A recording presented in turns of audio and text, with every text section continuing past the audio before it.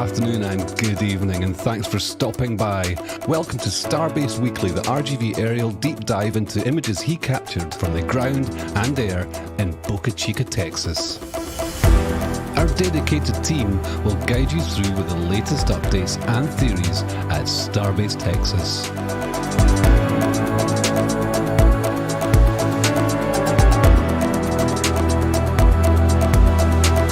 If you're new to the channel, be sure to hit the subscribe button and the bell icon for future streams.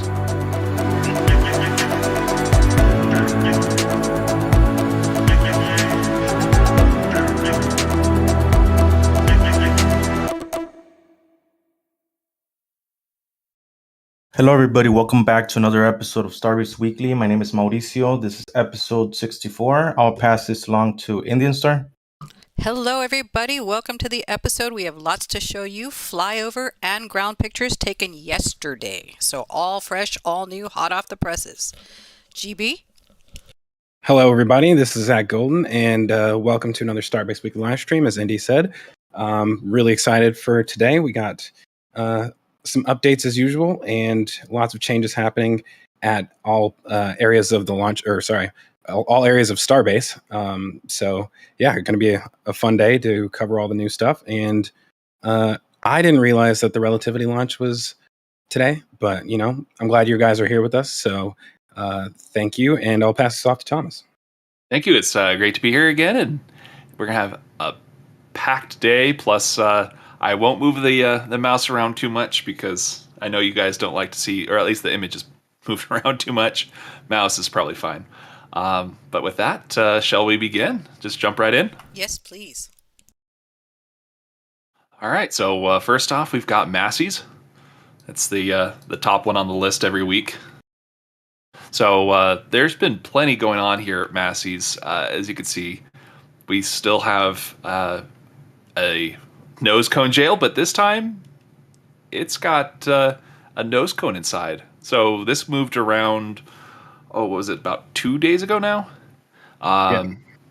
Yeah, so this would be nose cone 31, and it's got the whole structural test stand underneath with the nose cone jail, as we call it. It's all just a structural test stand or a test cell, but we have quite a bit to go through on doing the testing, or at least watching for testing. We might not see anything. When I was actually present for nose cone 12's testing, all you see is some dents and hear a little bit of a rumble, like somebody threw something into a trash can or something like that. But yeah, it's going to be an interesting test to see, the results of. You'll be able to tell, how much forces they applied to it, or at least in the areas that they applied, based off of how much it dents afterwards. That's kind of what we used as our approximate gauge afterwards, is to see where nose cone 12 was dented. This will have the similar issue. Yeah, and I guess I'll just take this opportunity to plug my recent CSI Starbase episode if you guys haven't seen it. It's like I went into a little bit of explanation about the nose cone jail. Thomas definitely covered it very well there, but you can see the little bit of movement that it does make. We were able to speed up the footage so that you're able to actually see what's happening while it's inside of there. Otherwise, it is a rather uneventful test. So if you guys do want to see that, I recommend checking out that video after the show. But yeah, I mean, in general, Thomas, it's interesting to me that they've added the extra supports, especially near, the top, that extra ring, because with this being a shorter section, it's just the nose cone and not the nose cone plus payload section. You would think it needs less supports, right? Because it's closer to the ground. Well, they removed the bottom section, and that's currently just sitting over here. That's where they basically would have had 5 rings. Right now they only have 1. So they have that. But then they also removed the top piece. They removed the elements, specifically the hydraulics and the tanks and everything else there. So this is basically a clean slate version of the nose cone jail. But they do have some stuff over at the GC building, and we'll get to that later. But it does appear that they'll have additional tests that they'll do with it, like additional nose cones will come out with full barrels and things like that. We have some suspected articles, and Jax mentioned one to me yesterday. It was his speculation, no real good verification of saying, yes, it's absolutely going to be the nose cone, but we'll get to that as well. And by the way, yeah, Jax was amazing in your video, by the way. That was so much fun. Yeah, you guys were kind great. of funny because a lot of people didn't like his avatar, but like that's the same avatar that he uses on Twitter and on Discord. So we don't have avatars up on the screen here, but if we did, that would be what's showing. Yeah, but definitely nice to have Jax, even though he's not here today. Always a wealth of knowledge. So yeah, appreciate his support on that. But So, we don't have. Yeah, oh, sorry, go ahead. Oh, we're like miming each other.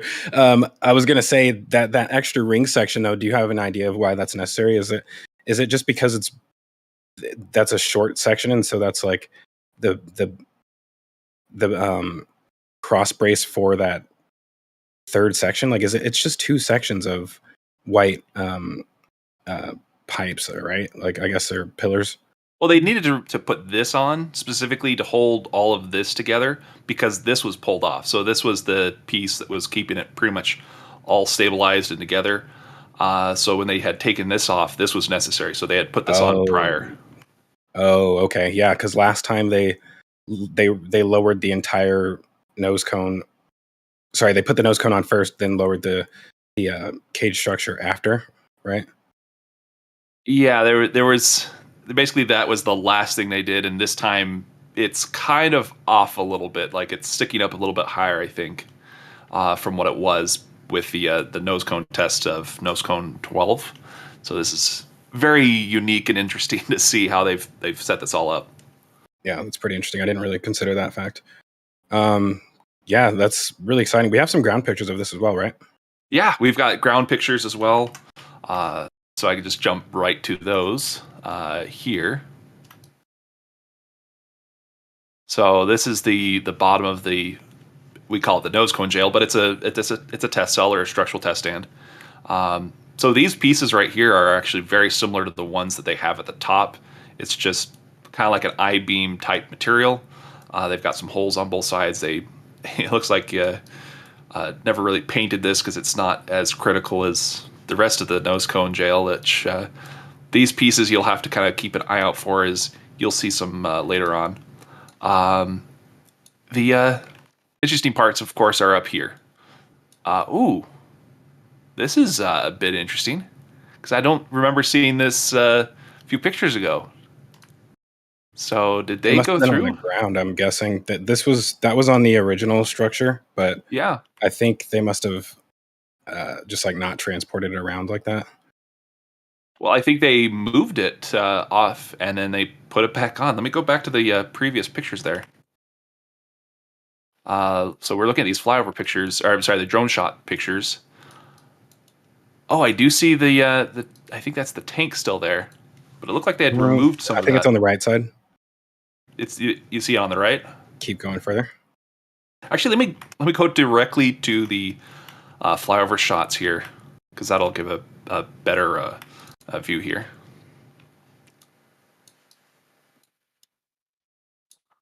Right yeah, there. I don't see it.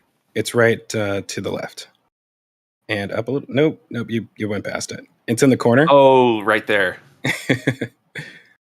Just looks small from that angle.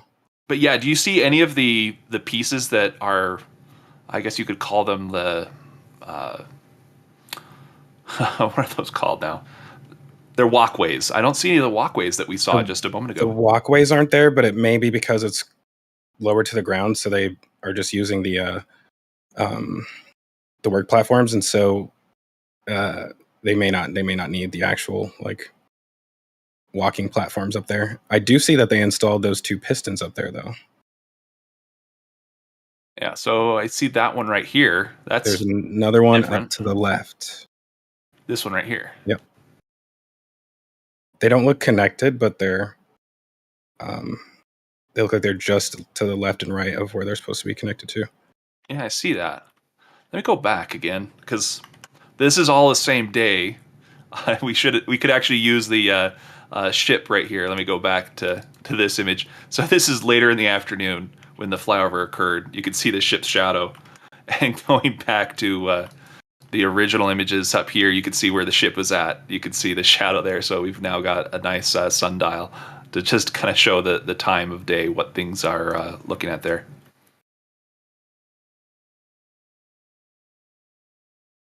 Oh, that's interesting. Yeah, I could see that. And there's the walkways, but for whatever reason, drone shots.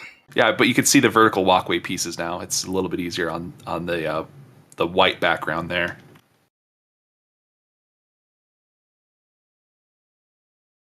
Well, I do have a couple other pieces that I can go through and talk about.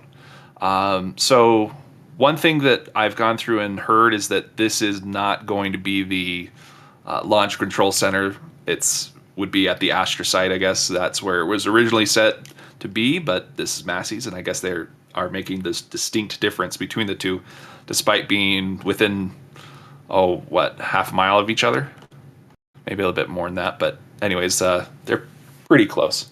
But we do actually have kind of an understanding of what the naming sense or the locations of these would be as far as the names would be. So this is actually test pad or stand.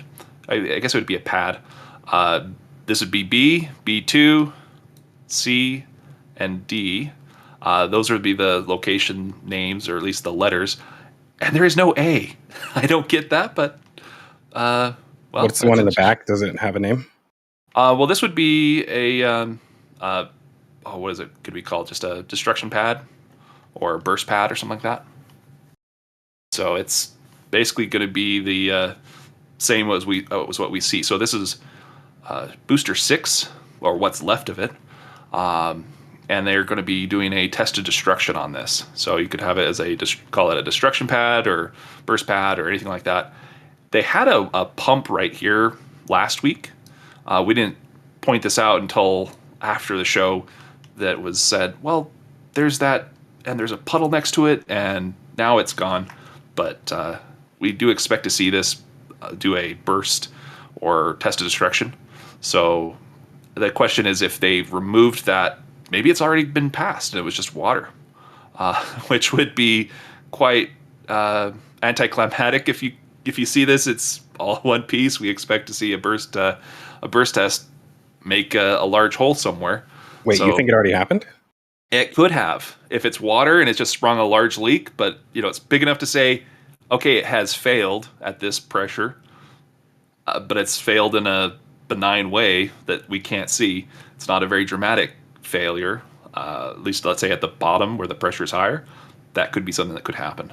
Well, I really hope it's not a water test because that's a lot of setup for containing some water. But I mean, I'm hoping that we will be able to see it from Lab Padres Raptor Roost Cam, and also Rocket Ranch has a 24/7 live stream as well, looking at Massey's. If you guys haven't seen that, if Lab Padres Raptor Roost Cam has ever turned the opposite direction, you can always check out the Rocket Ranch's camera. I don't have the link to that, or else I would throw it in the chat for you. But yeah, I'm hoping that we actually get to see that thing pop on camera. I hope so too, because I want to see a cryo test. It's a little bit stronger and it's a little bit more fun. The impact is greater than just a hydraulic water test. So technically you just have to have a fluid that's uncompressible, which water and nitrogen, they don't compress very well. So those are perfect mediums to do testing like this. And the one interesting part is that this right here was showing it, at least on this side, that you could attach to a hose last week, and now it seems to be missing or buried additionally, which is interesting, because they had this little pile non-existent and then existent afterwards, but there was a line going across the underneath this little dirt pile there. So yeah, it's going to be interesting to find out if they just decide to move this and we're like, oh, I guess they didn't test it, which would actually mean they did test it. We had a water pump hooked up to it. So that, or and I was talking to Dave about this. It was he said it was hooked up to the out, so water was going out into the tank. And I was wondering, like, well, what if it was going the opposite direction? But I think those are pretty solid machines that go that direction. But yeah, there's a line right here we could do a crowd test from. I would love to see it go this way. And we've seen them do other crowd tests, almost like not quite test destruction, because they want to keep the cryogenics as cold as possible. They will put some 2x4s going across and just some flex lines, and they've got tons of those just lying around. So I hope we do get to see that. Yeah, do you have any ideas on whether or not those tanks are staying here yet, or have we heard anything about that? These tanks are probably going to stay here. So 2 reasons. One, this pad is, well, looking like they're intentionally keeping it right here. But this looks to be more of either long-term storage, or they're going to do something else with it. But for now, that is where they're going to stay. Well, those look like they're just on pipe stands, pretty much. Yeah, it kind of looks like plywood to me. Now I'm looking at it again. Somebody was saying it was dirt, but that does look like plywood. Yeah, I think those are temporary. I mean, it looks like they just haven't prepared a location for yet, and we're still waiting on that to happen. But, interesting. I've been on the lookout for that pretty much every week since they arrived, and still have not seen any signs of that yet. So, yeah, I've always expected they kind of would go here, and there is indications that something does go here. I mean, there's a big empty spot. It's kind of left up in the air exactly what's going to go there. I hope that these do. But technically, you could stick these right in here if you wanted to. There's enough room. You could even put it almost in this area if you wanted to as well. But you'd have to go through and redo all the pipes there. This side, it actually looks like it's almost ready for that. So they've got some junction points here and here, which would work. I don't see the third, which maybe that one up there could be, but I think it's a separate line there. Well, I guess down below, so speaking of cryo tests, we also have 7.1 that finished up or 7.2 that finished up testing this week. It had the can crusher cap on top of it, and they've removed it as of a few days ago. So it looks like whatever test they were doing with that is finished. So not a test failure there, which is, I guess, expected, because you probably wouldn't really want to be doing that kind of test on the can crusher. But yeah, I guess that's good news. I wonder if it's probably going to end up being used for a water tank, or if they're just going to scrap it next, or what. But well, so far, the thing that I like to see about it is that we had a line connected here with hydraulics, and it was connecting from here to here. And the only thing that you should expect to see is actually in this shot, if there was going to be any dents or divots or something weird going on with this, because this is going to be pulling on the hydraulic system. I don't see any of that. Like, it's not pulling out. It's not bent in any weird way along this area. I mean, you do have a little bit of a difference in how the reflection occurs, but it's not that significant, it appears. So anyways, that is a pretty good sign, because that was the main part of the test, but they also had the can crusher cap on, so it was pulling down. So I was doing like 2 tests at the same time. Right. Interesting. Well, I think we have a ton of donations that are been coming in since the start of the show, so maybe we should touch on those really quick. Yes. And also, I guess, see if we have any questions. We have lots of donations for sure, and I'll start them off. We have a wonderfully large donation from Mr. Andrew Springer, who says, "Happy Saturday. Thank you all for all you do." And he donated $49.99. Dude, you are the best. Thank you so much. And then our rest of our donors are phenomenal as well. Jim Cavett with $5 says, "Happy weekend, everyone. Thanks, RGV and friends." Sharpie donated $10 and says, "Choo choo. Train heading out to RGV." Jim Cavett, another $5 donation, says, "I'm on board." Jacques is on board with 11 euros, and she's jumping on. Rocket Profit donated $10 and says, "I will match that. Choo choo." Brent Dean, Canadian dollars, $10 in Canadian currency. The train keeps on rolling. Thanks, RGB. Yazada came in with $10 and says he's in. 55 Chevy Guy Steve donated $10 and also says choo choo and Sunny Biscuits.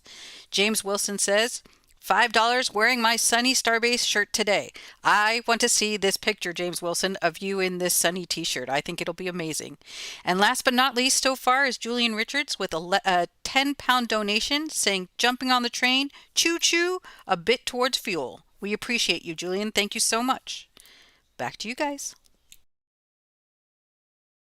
All right.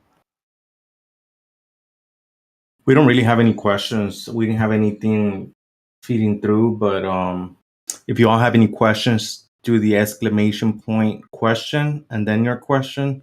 That way we can read them out throughout the stream. And question is singular, just so you know.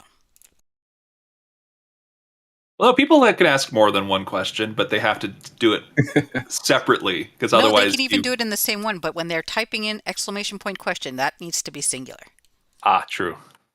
Well, look, we do have one question from Gwen Everett. Does the river at the top, which would be the Rio Grande River, have closure during tests? And if so, where would they be posted? So they are. The river is patrolled, I believe, during tests out here.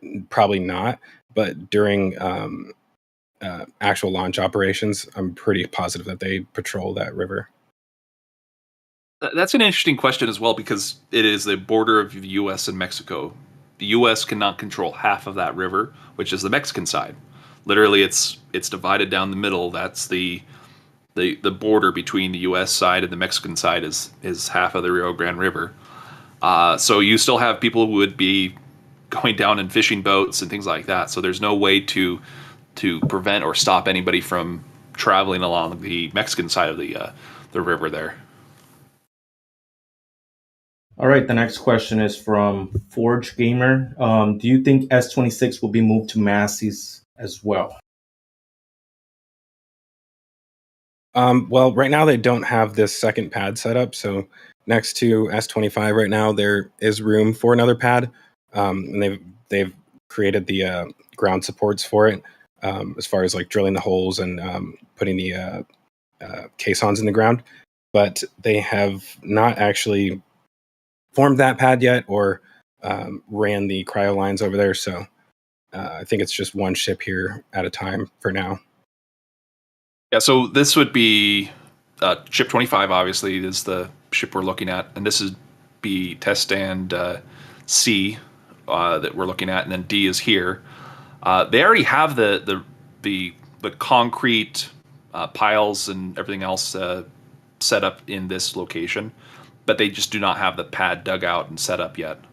And as Zach pointed out, they need to run the cryo lines, but they have put in a T, and it's capped off right here. So it is pretty much ready for them to start working on it. And you actually can see some signs of it here as far as they basically put in a little area to say we're going to keep this segmented off from over here.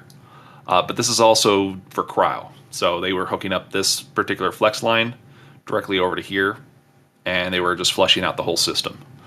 So right now I'm thinking ship 25 is kind of in limbo. Like if 24 does what we're expecting it to do, which is pretty well, we will not see 25 come along. Basically what we talked about last night during our show and tell, Jax mentioned this, and we kind of see this throughout all of the Starship history. They come in twos. So each starship seems to have a twin sibling. There's minor differences usually, but they are pretty much the same line. So think of ship 24 and 25, extremely similar. And in fact, they put the plates in front of where basically would have the PEZ dispenser for the Starlinks to be deployed. Whereas ship 26 and 27, they have no flaps. So it's a very common theme so far is that they are building these in two. There will be slight variations, but they are very close, like twin siblings. So as far as going to ship 26 and bringing it out here, I don't see it happening just because the vehicle has already gone through the cryoproofing. And I think they were just using 25 right now as part of the cryoproofing of the, or not cryoproofing, but commissioning of this entire little testing apparatus. They have a good article to test with, so this would work. Any other questions that have come up, Mauricio? All right, the next question here is from, I can't find the question anymore, but it was basically saying, do they close off the roads for testing at Massey's? They closed off Massey's Way. We've seen that. So let me see if I've got a good shot of directly. Well, there's a road there, but it's the road that's actually leading to Massey's right here. So this road all the way down to basically Highway 4. At Highway 4, they pretty much close it off.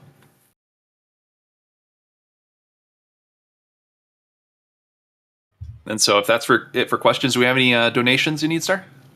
We do. We just got a wonderful donation from Stumpy, who donated $20 and says, I heard someone could use a new computer. Does anyone know who that could be? Fantastic pictures as always, RGV. I wonder who could use a new computer. Anyone know? Yeah, we think that Mauricio needs one. He says he doesn't, but we know he does. We know he does. I appreciate the support and the donations, and thank you very much for everybody that donated. And it looks like there's a 20-minute hold on that other launch, so it looks like people are starting to come in. Yeah, it gets for first launches, and this is a second attempt. They do get delayed quite a bit. That's it for questions on my part. We can move on. Okay. Let's see if is there anything else that Zach or anybody else wants to talk about or point out here? Not at Massey's. Okay. So might be good to move on. All right. Let's go to the PSA portion of our weekly video here.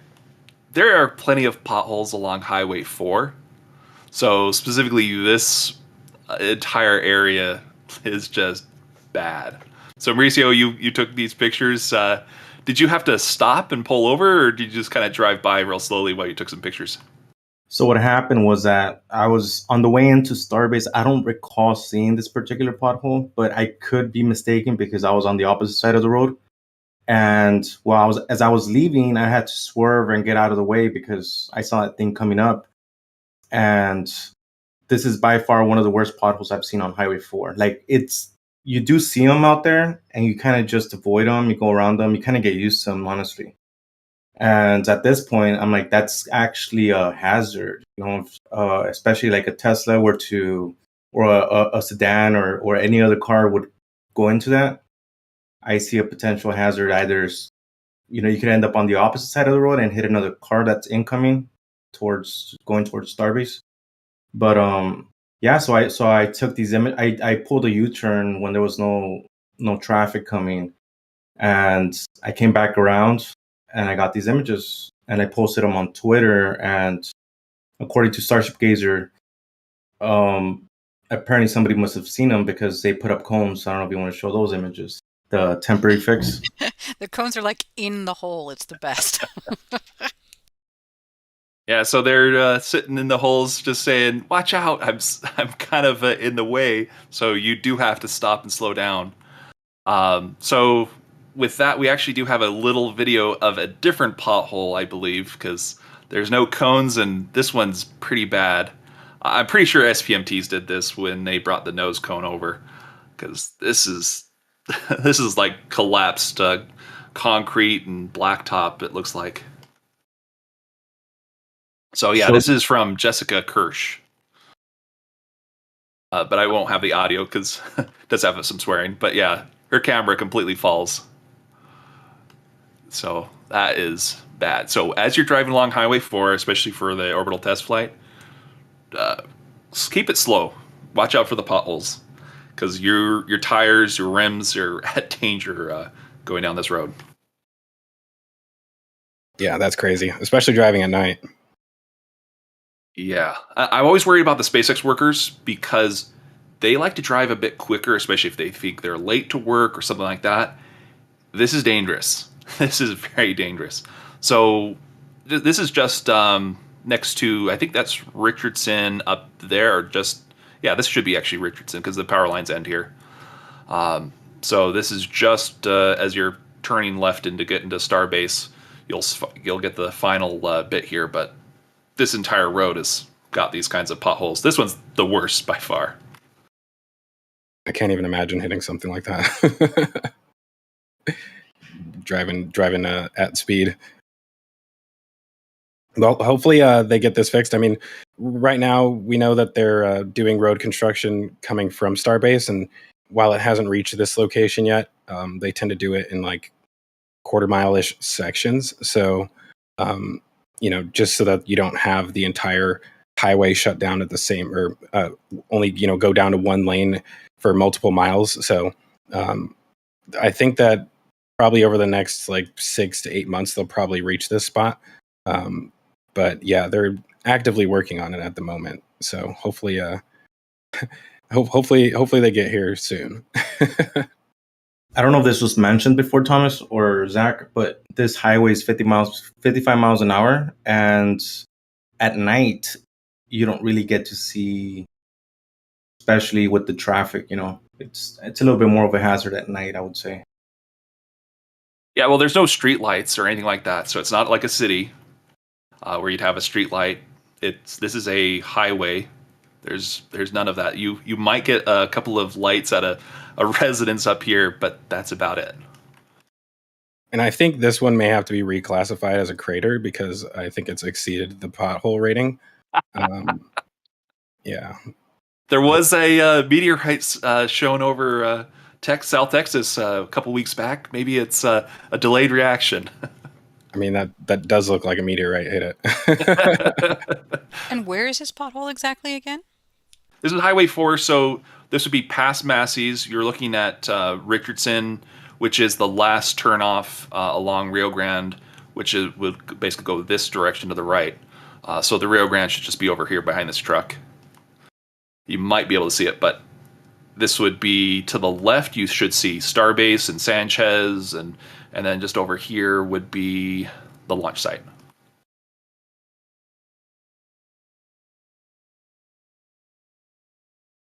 Well, with that, let's actually head over to Sanchez. Yeah, let's do it. All right, we're there. So, Fastest drive you've ever had. Yes, it is. And I'm just realizing it might not actually be Sanchez because this would be the real Sanchez. So that was the build site and Sanchez, but which is good enough. So we do have ground shots as well as flyover pictures this week. So we basically have quite a full docket. And Mauricio, he went through and did all of this yesterday. So that's a lot of work. How much time do you spend on these? Yeah. Sorry. What was the question again? I was my question. So go ahead. I was wondering how long you spent over there between flyover and then ground photos. That was my question as well. I was out there from, I don't know, 7 a.m., 7, 8 a.m., all the way to about, I mean, realistically speaking, we didn't finish uploading or doing all that till about 1 a.m. last night, I think. Yeah, you were up late, my friend.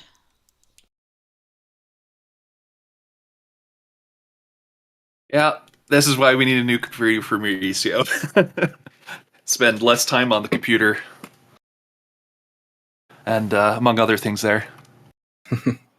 Well, let's check out the aerials. All right. So that's not the one I'm looking for again. Let me make sure I get the right one.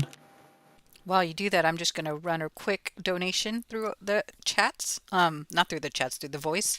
JK Video donated $10 and says, for anything Mauricio needs, and Alaska Space with $10. New computer for RGV. Thank you, gents. We appreciate you greatly. All right, so this is the Sanchez area, but if we want to go through and do left to right, that should work. So this would be the left side where we usually start. So this is the United Rentals lot. It looks to be actually pretty clean right now. So this is the area where they go through and do most of the maintenance. And they have to go through and verify basically that they've got logged hours on systems. They need to replace oil, replace parts, do maintenance checks, all that stuff. So they're doing all that here. And I think it's also the area that they rent the equipment from. So if SpaceX doesn't need, 20 boom lifts, they only need 12. 8 of them will sit over here, just waiting for somebody else to use them. Well, actually, SpaceX really to use them. But the next big thing, we do have our water deluge pipe moved over from basically what was this side of the lot right here. So it's been moved downwards here. So this one's a bit special. Want to go over that? Yeah, we could probably look at it from, I guess you can see it from this side, but this one actually used to look similar to the other one, the one a little bit down below, except it was open on the other end instead of being capped on both sides like this one is. But it did have that 90-degree elbow on it, which appears to have been removed. So it looks like it's actually, is it the one on the right up there, Thomas? This one actually might be part of a different one. So this one might actually go to, no, wait, it's a different one. Yeah. So this one is probably for this little elbow used to be here, I think. Yeah. So they've been going through and cutting these up after they put it all together and welded it and got it completely lined and everything else. It's just one of those weird things. I guess the construction of it has changed with maybe some of the plans. I wonder if part of the reason they had the elbow in the first place was just so they could keep it straight. But I guess that doesn't really make sense because they haven't had to do it with the other ones. So I don't know. It's weird that they did that. I mean, it is possible as well that like the location where it's going, they won't be able to get it in there with that attached, and they'll have to like put it in there separately. Although I couldn't imagine how tight of a space it would have to be in order to not be able to lift it in there like that. But yeah, kind of odd. I mean, they seem to still be moving relatively quickly with a lot of this stuff, though.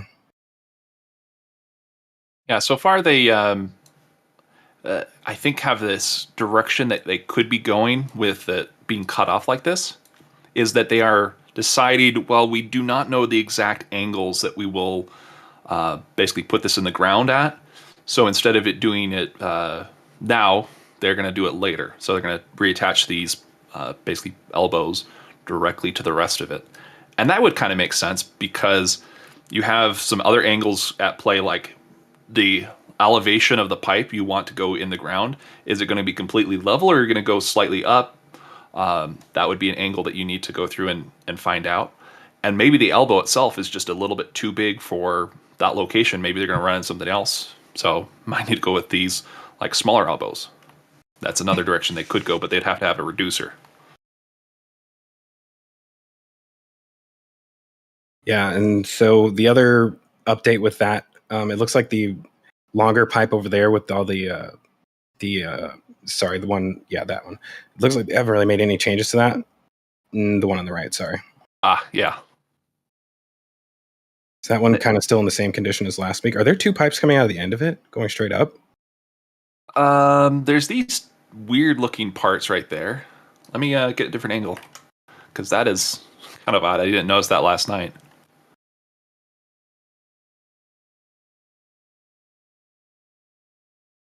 Yeah, it does seem to have two pipes coming out of the end. That's fun. Still no idea how this one's going to be used. I mean, this kind of looks like something that will go up in the air, but like will be vertically mounted. But that'll be interesting to see. I think this just goes in between like the doghouse and then the conduit and the whole trench system there, because it has a really tight space. This would work. It's just thin enough that you could basically bury it in the ground, and you have enough pipes, but you don't, I think, have enough diameter overall. And this would be towards the end of the pipeline anyways, where your water would just end. So you can do a smaller diameter because you're not doing as much of the flow as, let's say, this Y, for instance. But one other part to go through and talk about is there was a J that was right here. I believe that is this piece and this piece. So you can see that it has the J right here, and there's the rest of the straight part. But What is going on? They're cutting everything apart. this one, it kind of feels like they abandoned this section. Like, oh, we don't actually need that one. That wasn't us. Let's just put it over there. I don't know, but they moved it over here probably by this guy. Well, that one could have shown up like that, right? So if it just showed up with that elbow on it, and then they just like use it so they can cut it down. No, they had the black pipe and the green elbow. They stuck them together just right here with the rest of it. So they even put on this this part right here, which is just, there's a better view of this. Let's see here. That one might work. So you can see it right here. There's the pipe sticking out. So they did have this all together and they just cut it up. But it is strange that they're either storing it over here or it's now scrap, which is a weird place to put scrap, honestly. So quick reminder of what these 4 pads are. This would be, if they're building an integration tower, they would build it here, or they would go through and just pull them out and put in new ones because they had entire systems to basically bolt them down, and now that won't work because they've cut off the pieces that we bolted down to. But anyways, just getting back to the pieces here, there's another couple of elements that are new here. Well, specifically these. So this one existed last week, I believe, but this one is the brand new one. And the current question or theory is they might be sticking these inside of these somehow, but I don't know how or why. They'd have to cut things up and then attach it together, which doesn't make sense for how they've built this. But the extra part, which does make sense and goes pretty well with this, are the top plates. So we've got new top plates over here. Last week we had 5. This week we have like 8, or maybe a bit more. But the current working theory is we have all these holes on one side, and there should be holes on these pieces right here as well, potentially. So you'd have holes here and holes here, and then go to get, basically they would go together. You'd have 6 of them, 1 for each leg, in theory. But some of them are like this. They're really short. I would expect something like this to go with something like this. It's pretty narrow. It's not going to allow a larger pipe diameter like some of these would. So these ones are at an oval shape because the pipes themselves, as they come out, they're at an angle, and then you cut it and make it flush with, let's say, the one to the left, and they become an oval. So it does make sense that these would be the oval shapes right here. Thomas, there was a suggestion for you. You could do later on, probably not now. Craneman suggested that you try to project or superimpose the parts on the picture of the OLM to see how they could fit. Something to do maybe later on. Oh, yeah, I could do that. Just pop open Photoshop and throw it together, but it would be something later on the after show where we can do that. Sounds like a plan. Sorry, I didn't mean to interrupt you. I just thought that was a great idea. Oh, that is a good idea. Because it's hard to kind of get the sense of it if you don't already have it in mind. I do, but trying to convey that, visuals are much better. Yeah, this is really odd because I'm wondering if the ones that are upside down just have holes on the bottom side. And it looks like some of them are double stacked, possibly. No, they're actually pieces that are in between. It's bracing. It's allowing for a large amount of weight, or in this case, what was it? 7.5 megatons of thrust to be diverted towards the ground, and these would basically hold it up in place, preventing the pipes from getting crushed underneath. I know that they have standoffs in between them, but the one on the right side looks like that's actually 2 of them on top of each other. This one has it as well right here. So you've got the top plate, the bottom plate, and it has a little bit of an edge right there. You can see on this one. I can see it. This one definitely has it. You can see. So the one that's upside down, or the ones that have the holes in them, don't look like they have that, right? This So one has it as well, but it just doesn't have that ledge that we're seeing on this one and this one. that's probably because they're upside down. So we probably can't see it because it's upside down. So the other three are upside down, which would explain why they don't have holes on them. Yeah, good point. Because one other part of it is they have to cut holes on both sides, the top side and the bottom side. So they could have flipped it over. And kind of like really a manhole cover, that lip itself could be the top side. So Right. we're looking at the bottom right here. This is the bottom. That would be a good way to look at it. It's going to be really interesting to watch them put this together. That's for sure. It's like Jenga in reverse. I don't know about that one. So they had a bunch of like tiny, smaller pipe sections that they're welding together all around there a few weeks ago. Are any of those still out there? Of the what? Where? There was smaller pipe sections that were being welded together. They're like S-shaped pipes that were all over the place down there. I'm not seeing any. Okay, never mind. Maybe they welded them all together and made a big S pipe. Yeah, they probably moved them somewhere. I just haven't seen them. But I think I see some of the steel plate that they might be using. But the interesting thing is where they're making these. You kind of pointed this out last week or the week before. For those, people have been able to just kind of view inside of the doors, and there's these weird pieces being welded, and we're like, "What is that?" We have no clue. And the side profile is that of these basically top plates right here. You can actually see the sides of the top plates, and it's like, oh, that's what those are. Before you move it, Thomas, there was a question from Senti. He's wondering if those marks are weld marks or they're holes. Those should be weld marks. So you can see reflective points here along this point, but on this one, they're dark. So those are definitely weld marks. These ones are holes. So you have, these ones would be the straight up holes. They don't go at an angle. We did have some of them that were at an angle, oval holes. I don't see them now because I think they're flipped over. That would make sense. In the ground shots, Thomas, there's another angle this week looking into the tent, and it shows that there's even more of those still being constructed inside of there. Ooh. Do you want to jump to that directly just for the moment? We're at Sanchez. Sure. Yeah, it's I don't have the image number, but 7848. Well, I'll just go to the area with the tent right there. So that's what it looks like on the side profile. If you go one to the left, I think it shows two of them in there. Yeah, that does look like two, or it's kind of separated or something. That would be really weird, but I think two would be make more sense here.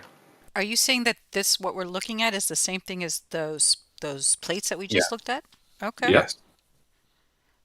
If you had to put an official name on these, what would you call these? You just Deluge covers, Deluge plates. One of those two would work. Yeah, that's tough. Does the water come through the holes? Like the pipes come through the hole? Well, there would more likely there's no, the holes that you're seeing are overlapping because it's looking diagonally through them. So those are, that's basically just in there to make it lighter, essentially. Like you don't need a full plate of steel across there. So it's just a channel that gives it offset between the two top and bottom plates. And then potentially they could slide pipes in between them, not through the holes, but through the square gap in between them, and then slide those up to the actual holes that are in the top plate. I see. Thank you. But basically, this is the reinforcement, the stiffeners, if you want to call them that. But that's the part that's interesting, is that they have put these in between. They're welding them here. We saw the welding equipment before in a couple other photos. And I guess they've stabbed themselves on the corners enough to put the duct tape on. So hang on, because it's a little pixelated. Okay. Well, let me see if I can fix that on my end. So you're saying these circular, ovular-looking apertures, they're not actually there? That's a figment of my imagination? They're, it depends on which one you're looking at. So they're front all set. ovals, but they're not like circular for pipes to go through. Okay. And is that the brown stuff on the top of the connector, between the plate and the connector? Is that a glue or is that welding? They were probably painted and then they shaved off the paint so that they could weld it. Oh, okay. Thank you. Because I didn't notice it on the bottom, so I wasn't sure. Yeah, it's a little tough to see the bottom, but they could have been manufactured with the bottom already, like so the bottom plate and then the stiffeners, and then they put the top on after or something like that. But tough to tell. Oh, what would make sense actually?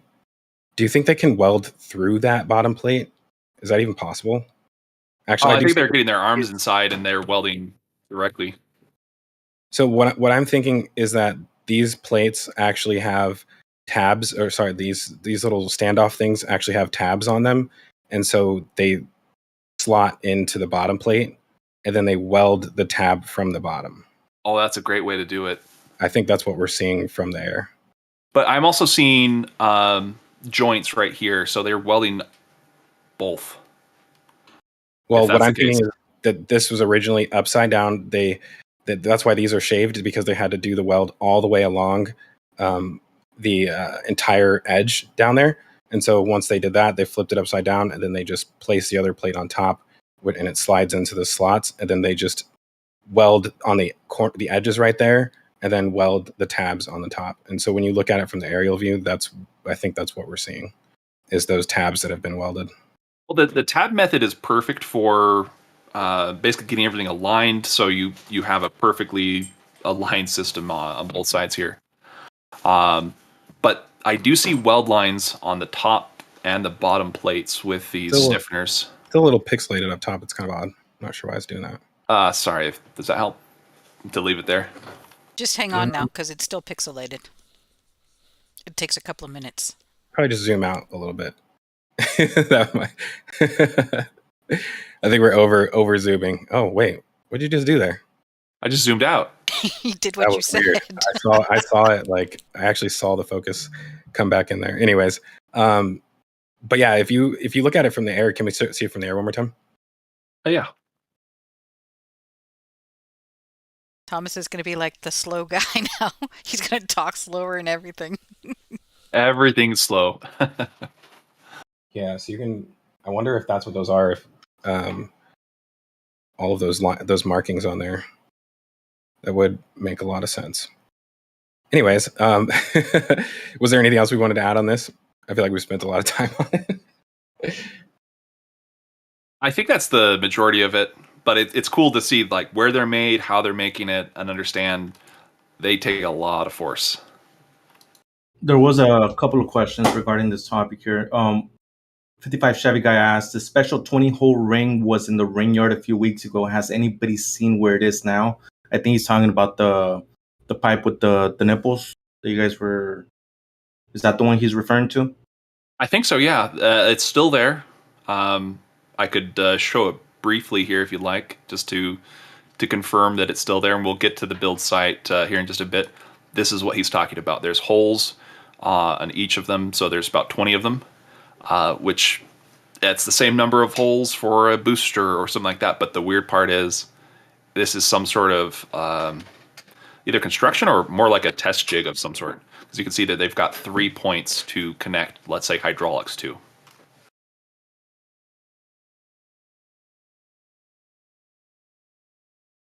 But getting back to Sanchez, now that we've answered that question, do we actually have any other questions before we move on to some other topics on Sanchez? There was one last question, but I believe you all answered it from Ike. So how do these plates work? And I think you all pretty much just covered that. But I guess the brief synopsis of that, the plates have stiffeners. There's a top plate, bottom plate, and then there's holes that allow directly the pipe to go through. So this pipe goes directly through these holes. And you can even see that they've got like half a hole, or actually maybe that's a hole. Hole is just right at the edge. Anyways, that's it. the water deluge goes through those holes. We also have 2 more donations since you're doing the whole take a break and talk thing. James L. donated $20 and says towards Mauricio's new computer, and Scat 1975 donated £10 and says all aboard, choo-choo. Back to you, Thomas. All right. Quick question. How is the pixelation and other issues now? Are they good? It looks Yes. fine. Can you zoom back in where you were?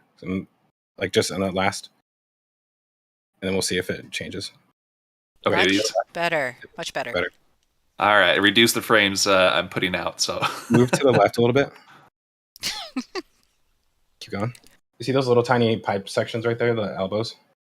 Oh, that's what you were talking yep. about. Yeah, I wonder if those slide in and get welded to the holes. And then the pipes. Good call, dude. So you have those are your mini pipes that let the water out? Yep. There's 8 of them, right? And it makes perfect sense because of this. So actually, that's the worst photo because it's way zoomed out. I need this one probably. So if I zoom back in here, and we're at the worst angle, but you can only see one of them. On the ground. On the ground, you're right. There is some of that. So this will take one moment.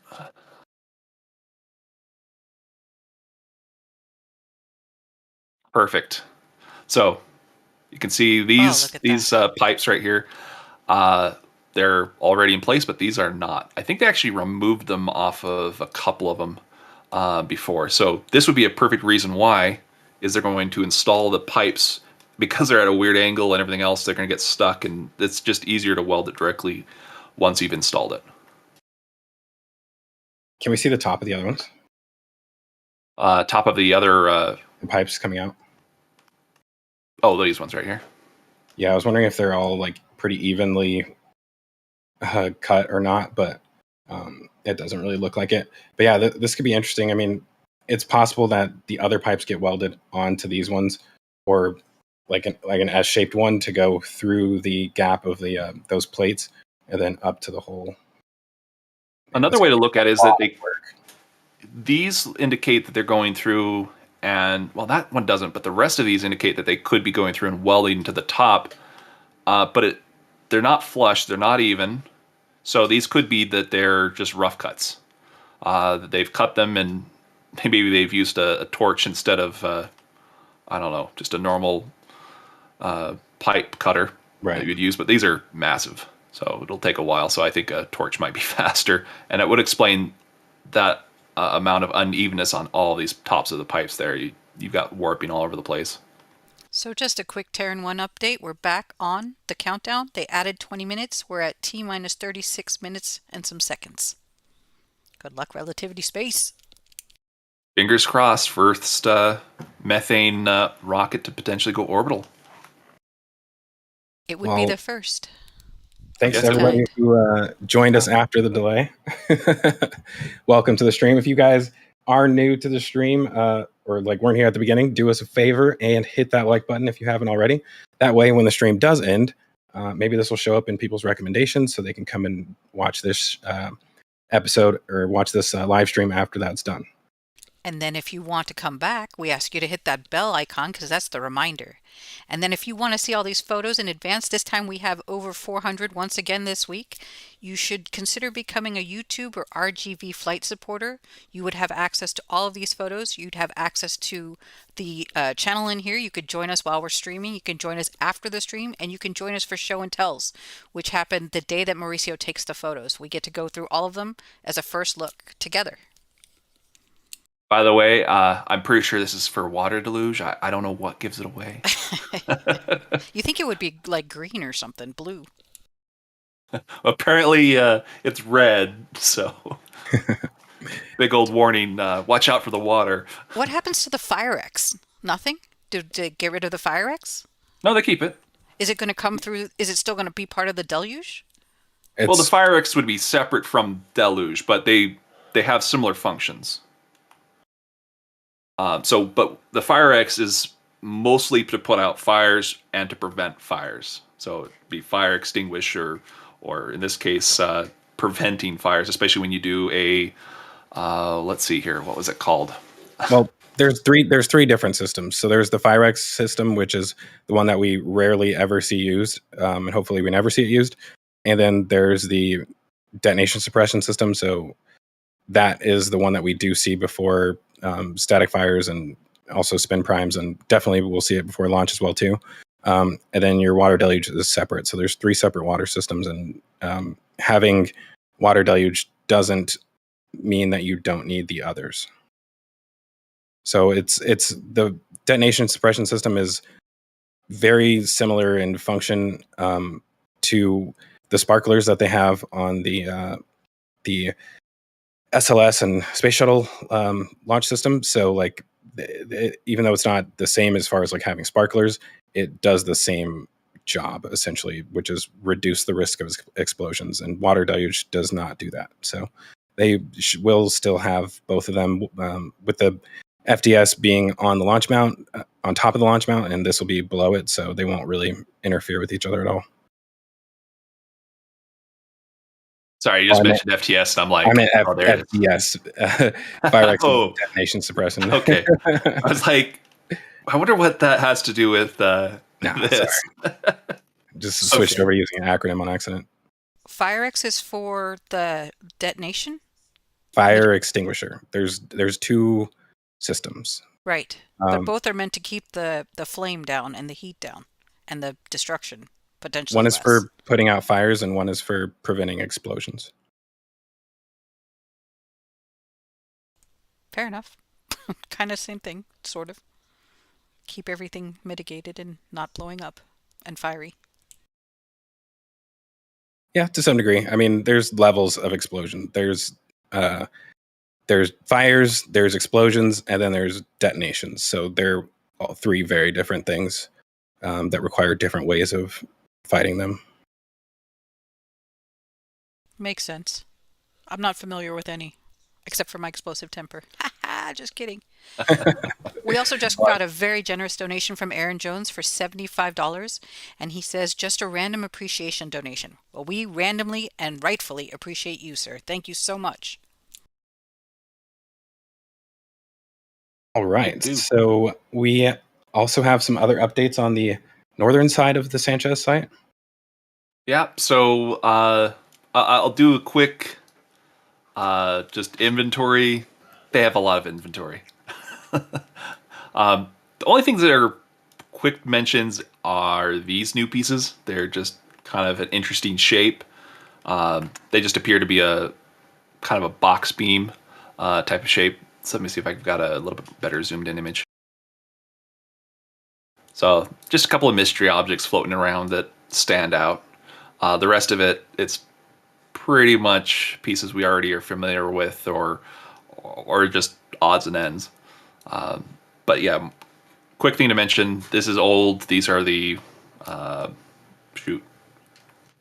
boilers. So basically they're heat exchangers. They take nitrogen and will be able to use the system to cool things down. But let me see. The other area you want to kind of go towards is here, right? Yeah, so we got that new stand set up this week. We've been kind of keeping an eye on that. They had last week the actual vertical supports set up, and now they've put it on top of, put a ring section on top of those. That's basically, I guess maybe looking at it from the ground maybe better because we can see the mounts for the Starship. So yeah, it has basically the stage separation clamp mechanism, which is the same thing that's on the transport stands and the suborbital stands. And yeah, so I mean, it's a lot clearer now, even though we already kind of assumed it, that it's for starships. But interesting little jig there. And then there's those blue things on the in between the frame. Thomas, do you have any idea what these are? People have been actually saying that they could be load cells, which does kind of show they could be the way that they're built. There's something interesting on this end that we can't quite see on the outsides. But they do look like something you'd have on a load cell. So now you basically have a weighing station for your starships. But you could also do that for the crane as well. So you could pick it up and know how much each of the parts that you're picking up with, how much they weigh, subtract those, and then you get the weight of the ship. This would be another way to possibly do it. But so far, I think this is really just for installation of Raptors and back wraps and all that kind of stuff. It is interesting, though. They're numbered and they match the number above on the ring. Yeah, they are. So 5, 4. Oh, I'm sorry, that's 6. Yeah. Yeah, so this should be 4. This is odd, though, is that I've got 3 right here and 5 right here. Oh. So a little bit different there. Interesting. I guess they have nothing to do with one another. Never mind then. Well, that or they installed it off by 2. So that would be what, 120 degrees? Perhaps. I have to do the math in my head, and I'm probably doing it wrong. Don't sell yourself short. You're probably doing it right. But one other interesting part about this, specifically these points, they do look like they could basically pivot, which is strange because they pivot towards the worst direction possible. I would have expected these to be front to back, not left to right, as far as the direction they would put, like a load cell that could pivot, because it would seem to be give it additional strength to go front to back, because that's where your actual stiffness is on the leg, not left and right, which that's the direction this goes. So you basically have to rely on the rest as far as the directions, and I guess it'll work. It's just fun. The dynamics at play there. By the way, the center post right here, this is for basically a tracking system, which would be like a 3D total station. It's a laser finder for range, and you can basically get precision accuracy for all the points. You have a little ball that is retroflector, basically, that will be able to be point at any of the positions to know exactly where it is at for all those positions. So some other big news. We've got this photo, and this one's a good one. Apparently we're down to like the last 1 or 2 tiles. 2, I believe, was the last count that's left. Finally. Yeah, but they do about 1 tile a day, and today's Saturday, so maybe they get it done. Well, they don't normally do work on Sunday, so maybe today will be the lucky day. Perhaps, but yeah, you can see that's just the tiles there. The backside, it looks like it's all completely filled in. Yeah, the tiles are basically our countdown for when this thing should move to the launch site right now. Well, I guess we're also waiting for Booster 7, but that will be something that we cover a little bit later in the show. Yeah, that's going to be kind of interesting, is what's going on there. And luckily, there's a bit of relief for where it's at currently. Do we have anything else at Sanchez that needs to be talked about? Actually, here's a quick one. So people who were saying Booster 7 was going to get scrapped or something, they would have to park it over at Sanchez. If that was going to be the case, definitely not the case. They're not prepared for a booster here. So that's one other part to add to that. Do you want to go ahead and move over to the build site? Yeah, let's do it. All right, so we do not have Jax today, but we do have his wisdom, or his knowledge, not his wisdom. So we can go through that a little bit. I say that every week. And that's why it's funny, because you never mess it up until just now. A little bit of sleep deprivation never hurt anybody. But if I'm looking at this correctly, we should be looking at... wow, this is kind of backwards. I'm looking at it all wrong. I guess this is Booster 6 right here. 26, I'm sorry. Ship 26. Wow. The booster would be off to the left of here, but we should be seeing B10 right here. That's the forward section, the methane section. And then these would be, looks like a ship forward. Basically, you could see the tank section on that. But I'm sorry, that's a 5 ring. So that would be the 5-ring barrel, I believe. So actually so much better to look at it from the air on these, honestly. That's one I could work with real quick. So this would be shipped aft skirt. It has no designation of which one it will be going for yet. But this would be booster 10. And then we're looking at booster 11. This would be the aft section. Then ship 26, of course, and there's the SPMTs underneath. Then we're looking at a booster forward section, but the problem about this one, it seems to be now unassigned. It kind of may have died. I think this was part of booster 11, but it's kind of in hiatus now. They've removed one side of the lift pin system. The other side still does have it in place. What was the other one? They did actually have one removed off of something else. It was maybe this one. Isn't that the scrapped one? Isn't that booster 8? 8? Yeah. Yeah. And actually, it still has its lift points, so that wasn't it. I'm just trying to remember what was the other one that had both points removed. And I'm not seeing it. But it was this one and had just one removed, and there was something else. But it kind of escapes me which one that is. But well, another booster 7 or booster 10 still has them on there, and they haven't removed anything off of that yet, so that's good.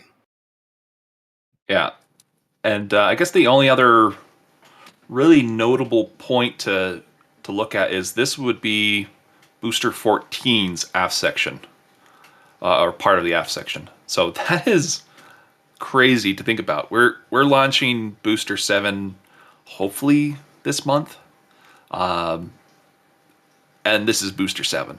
And let me think, they've deleted 8. They completely scrapped most of it, and we saw the forward section. But the rest of it is, well, actually, we might have somebody who wants to join us here if he wants to jump in. Jax, you with us? Well, I had a feeling. It's the tingle. Who said Jaxie's name 3 times? It wasn't going well for us. Aww. I love you, Thomas, but that was rough. You know, some say I'm fashionably late at times, so I figured. I believe we all say that. Yeah, well, Nothing wrong with that. I'm just messing with you, Thomas. It's tough to do the build site. But Jax, what else new do we have going on out here? well, where were we at just now? Just so I can get we're in the ring yard. I can see that, and I believe you were talking about the booster forward domes. Yes. Yes, we just arrived. Okay, perfect. So, as I believe was already stated, there's a booster forward dome in the upper right, which has kind of been making some weird moves. We don't anticipate that it's going to be a flight article. Beside it, off to the left, we've ship 26, kind of doing its thing. It's yet to receive all 6 of its Raptor engines, or any of its Raptor engines at that. But that should hopefully be something we see pretty soon. I mean, it's still an SPMT, so it's unclear exactly where it's going to go. It may go to that new stand out at Sanchez. Hopefully we find out soon enough. One of the things I think we'll discuss in a little bit is that they needed out of the high bay to progress with stacking operations. But we'll talk about that in just a moment. I'll finish up the ring yard here. One of the things I found was pretty interesting was in the section in the lower right, which is the middle ox section of ship 28. So that's the middle of the liquid oxygen tank. It's a 4-ring barrel. If you can zoom in on that, it's a tiled barrel in the lower right of the ring yard. We had been talking about it last night in the Patreon show. Let me actually get a little bit better zoomed in image. Perfect. Here, so we can actually see that better. Oh, Yeah. Beautiful. So this section, you can see gaps in the tiles where the aft flaps of the ship will go, just on the bottom here. And off to the right on the interior of the barrel, there's a pipe, an insulated pipe. And that runs up to the liquid oxygen header tank of the ship, which it uses for the pretty fancy flip and burn maneuver for landing. Now, the new thing about this is that pipe's always been there. That's nothing new, but in terms of this barrel, it was never pre-installed in this section. So it's a process change. It's getting more done on the ground. Eases production. We're seeing a lot of changes like that happen more and more. So it's a pretty cool change to see. Well, I mean, we talked about this a little bit last night as well, is that they used to be in full segments for the downcomers for these header tanks. And the interesting part is, like, they might have issues with tolerance, but I would assume that would be quicker to install if it's sticking a couple of these rings together, then stick it on. But the problem that we mentioned last night, you still have to get workers up there. So having that height difference is a huge impedance to making that workflow smooth and quick as possible. Where this, you still have to weld it at these locations. So you'd still have that particular issue. But if you just need to go up and down, 24 feet, and then go over a ladder to get inside, that's a lot easier than approaching it the other direction of going up, like almost 58 feet or so. So I'm just like this idea that you do not have to have a massive boom lift to get up in and out, and it does improve the construction process as far as the speed of it. Yeah, and in terms of alignment and things like that, they have had a practice with the other sections. Like, they've been doing this for a little while now, so I'm sure they might have dealt with issues before, but I'm sure they have a lot ironed out in terms of that. Other than that, we have a lot of sections of Booster 11 in the ring yard. Every ring for Booster 11 has been spotted at this point. So once Booster 10 is finished stacking, that should happen in pretty quick succession. I'm sorry, this one's Booster 11, this one as well, right? I believe if we're talking about Booster 11, yeah, a lot of those barrels, they're just going to look like plain ring sections with stringers in the interior. Oh, this one has the baffles as well. Yeah, that might be... That was the one on the left there, might be for a ship, maybe. But it's hard to tell from this angle. Regardless, yeah, you can see those anti-slosh baffles, which are pretty good. Pretty good to have. Yeah.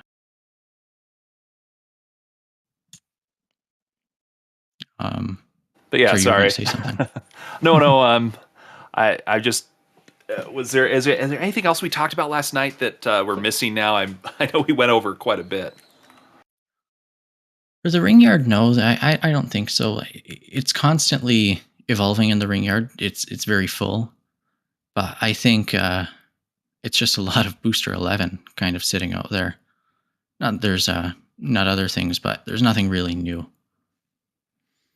Actually, one thing we talked about, now that I recall, these. So these are basically stiffening rods, and we asked the question, do they do these before tiles for alignment purposes? And apparently the answer is no, because we have the pins, at least, which is the essential element to have before you do tiles for alignment.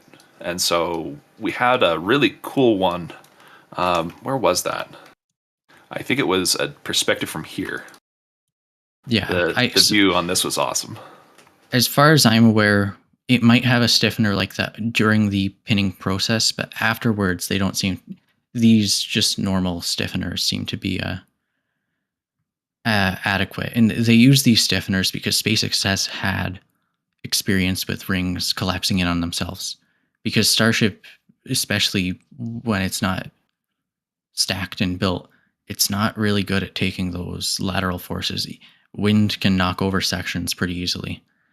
It has happened many, many times in the past. So that's especially why they with have the 5 these rings. The 5 rings were terrible.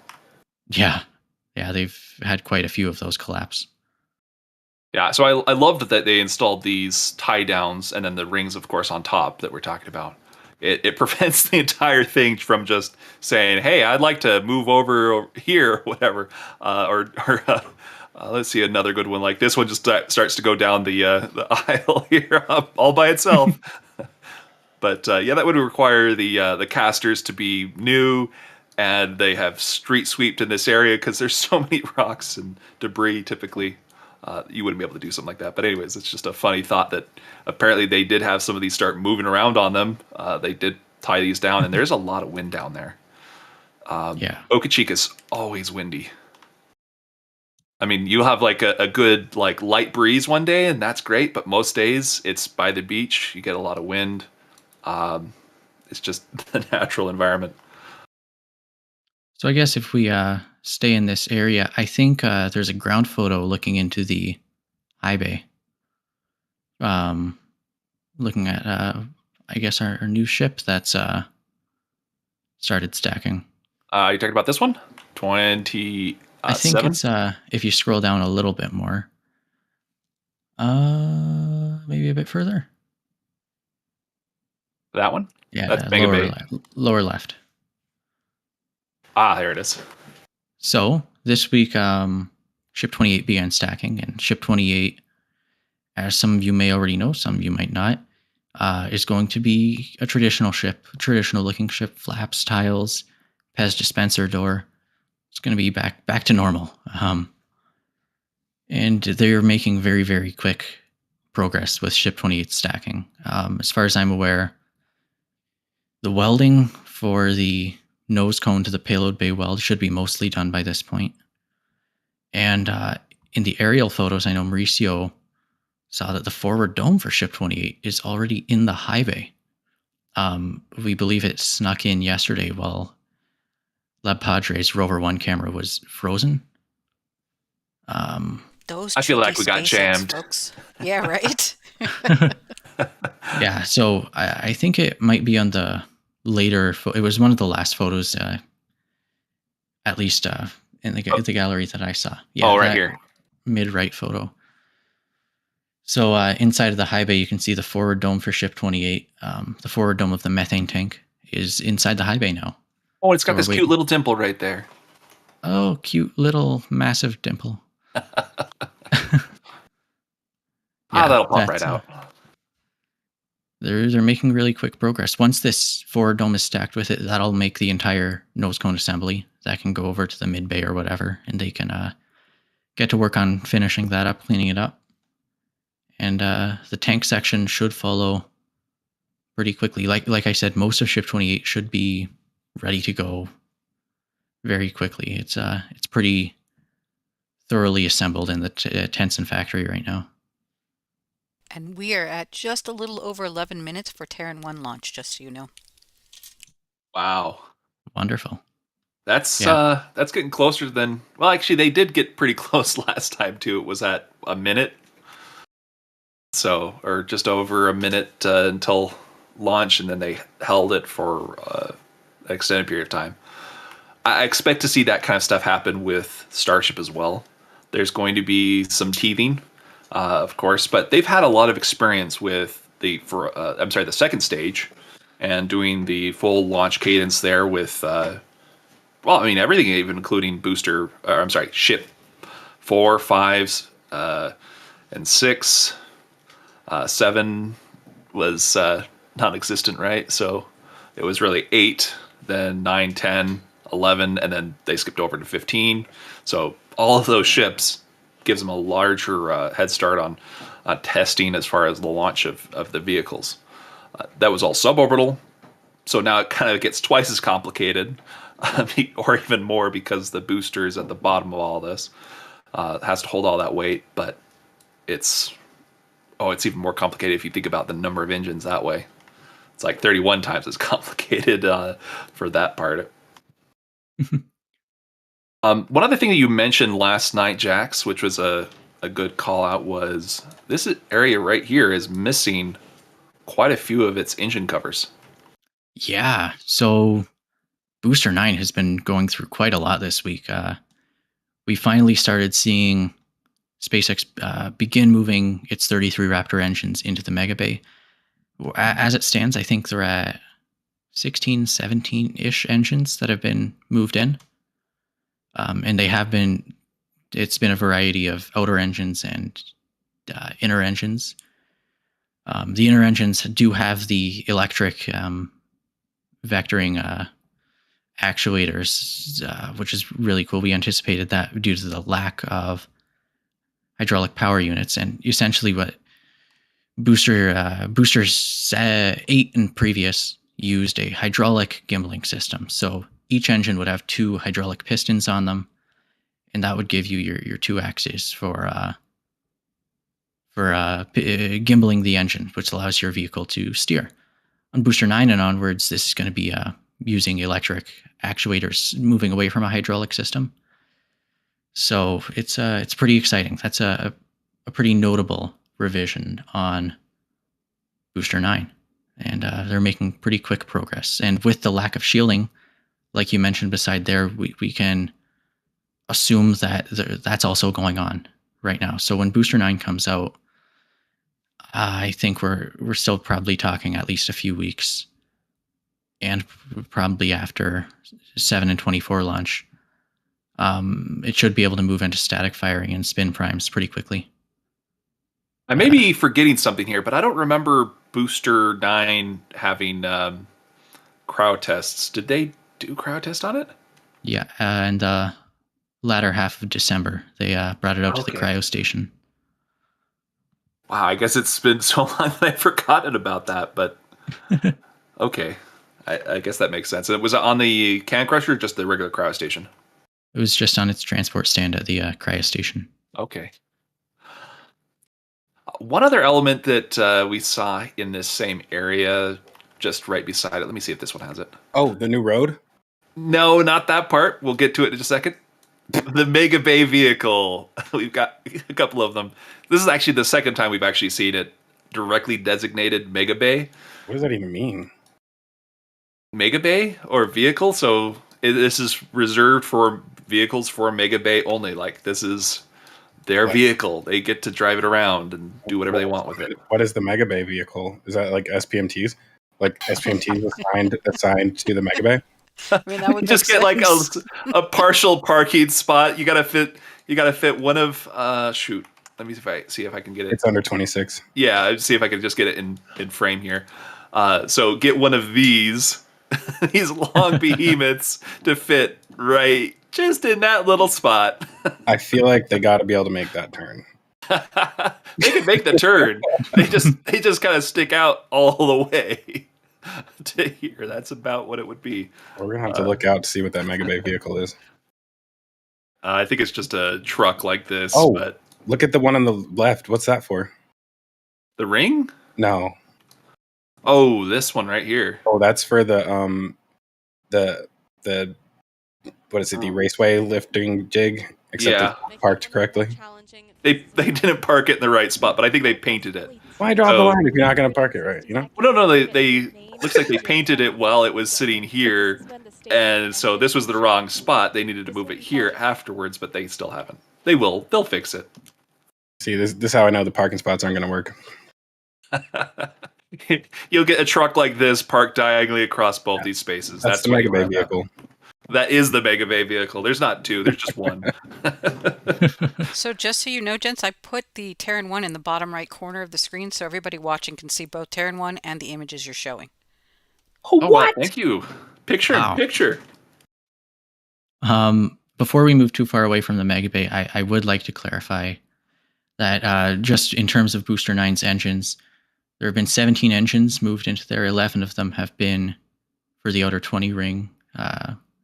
6 of them have been confirmed for the center ring, and all of them have their shielding pre-installed. And that's courtesy of Space Rhino on Twitter. They're a team that's been tracking all of the Raptors, all of their serial numbers, positions in the tents and everything. It's a pretty impressive. How are they getting those serial numbers from the Lab Padre cameras? Yeah, it's pretty cool. It's pretty impressive what they're doing. So check that out. They're able to Twitter. enhance the images to get those numbers off of them from that far away. I would love to talk to them. I got some stuff that needs enhancing. Hint, hint, nudge, nudge, wink, wink. Yeah, so they're tweeting out every time an engine moves to the mega bay. So I'd recommend checking that out. I'll throw a Twitter or I'll throw a link to their Twitter in the chat, so you can do that. But yeah. I can do it. You're busy. All right, I'm busy, I guess. All right, so let's jump over to the road now. So we talked a little bit about this new road last week. So there's some rumors that that SpaceX might own this property. I don't think they do yet. If they do, they would be jumping all over it and making changes very quickly, because that's the kind of thing they typically do. That's our first sign that they own it. It's like, oh, they own it. They put everything on it, and they're working all over the place. But otherwise, there's a quick problem with this road. So it ends right here as far as the direct pavement. But we do have some big good news. And actually, let me switch over to a little bit better zoomed in photo here. So you can see the end of the road here. You can see this is where the building foundation is at. We can actually see these little pylons right here. So you've got 3 right here, another 2 this way at least. Looks like maybe 4 right there. So I expect that this will be the opening entrance. So yeah, it looks like you've got another 4 right here. I'm not sure what. Yeah, that's another pylon. I guess that they've got something going on right in between, which is a little bit interesting. But we are looking at a new bay. It's hopefully not going to blow up like something from Michael Bay, but this is pretty huge. Hashtag new bay. This is pretty awesome. So we have some interesting patterns here that we can see from where those pillars or the columns are laid out. I actually am going to post some pictures for you, Thomas. Awesome. Of the first Mega Bay, if I can remember when they started it. And we are just almost at 2 minutes, just so you know. Okay, so it's when it's down to like the last 59 seconds, that's where we'd probably pay attention to that. Also, can you post the link for myself? I don't have that up yet. Yes, sir. Well, if you switch, you'll be picturing the picture. I'm not going to switch. I'm just going to view it on my own. Just just to see it. And you can do it picture in picture. I can remove mine. And I can make mine full screen too. Mine doesn't have audio. Yours could include audio. I turned off the audio because you were talking. Mauricio, I think you spelled New Bay wrong. It's B-A-E. As in Bay Systems? They're a competitor. We're not going to work with them. No, they're probably fine. They're actually probably a supplier for SpaceX. A lot of aerospace is supplying SpaceX now. But you have those pictures, Zach? No, I'm still trying to get them. That's good because we can watch the Terran 1 launch since they just did a hold at 1 minute and 9 seconds. No, of course. Range is red, I believe. They started this construction way further back than I realized. Yeah, I was hoping they would start, over here, and this would be the front end, and this would be the back. But here's another part that's really interesting. We have a couple of pylon-looking pieces here as well. So there is something going on there. We have a bit of orange paint all over the place over here, which might not mean... Oh, wait, never mind. This is where they put the rebar to paint. And that's the rebar we are seeing sticking out a couple places like this. That's the orange piece of rebar at the end. They just spray painted it. That's what that is. They might have caps on some of these, but not all of them. Perfect.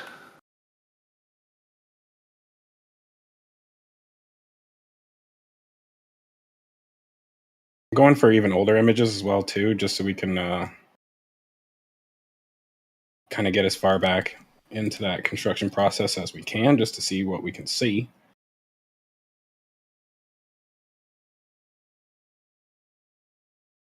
Yeah, so this is just, if I remember correctly, a floating foundation. It was like 4 feet thick or something like that. So it's a concrete pad that goes all the way around, and they would basically call it a floating pad.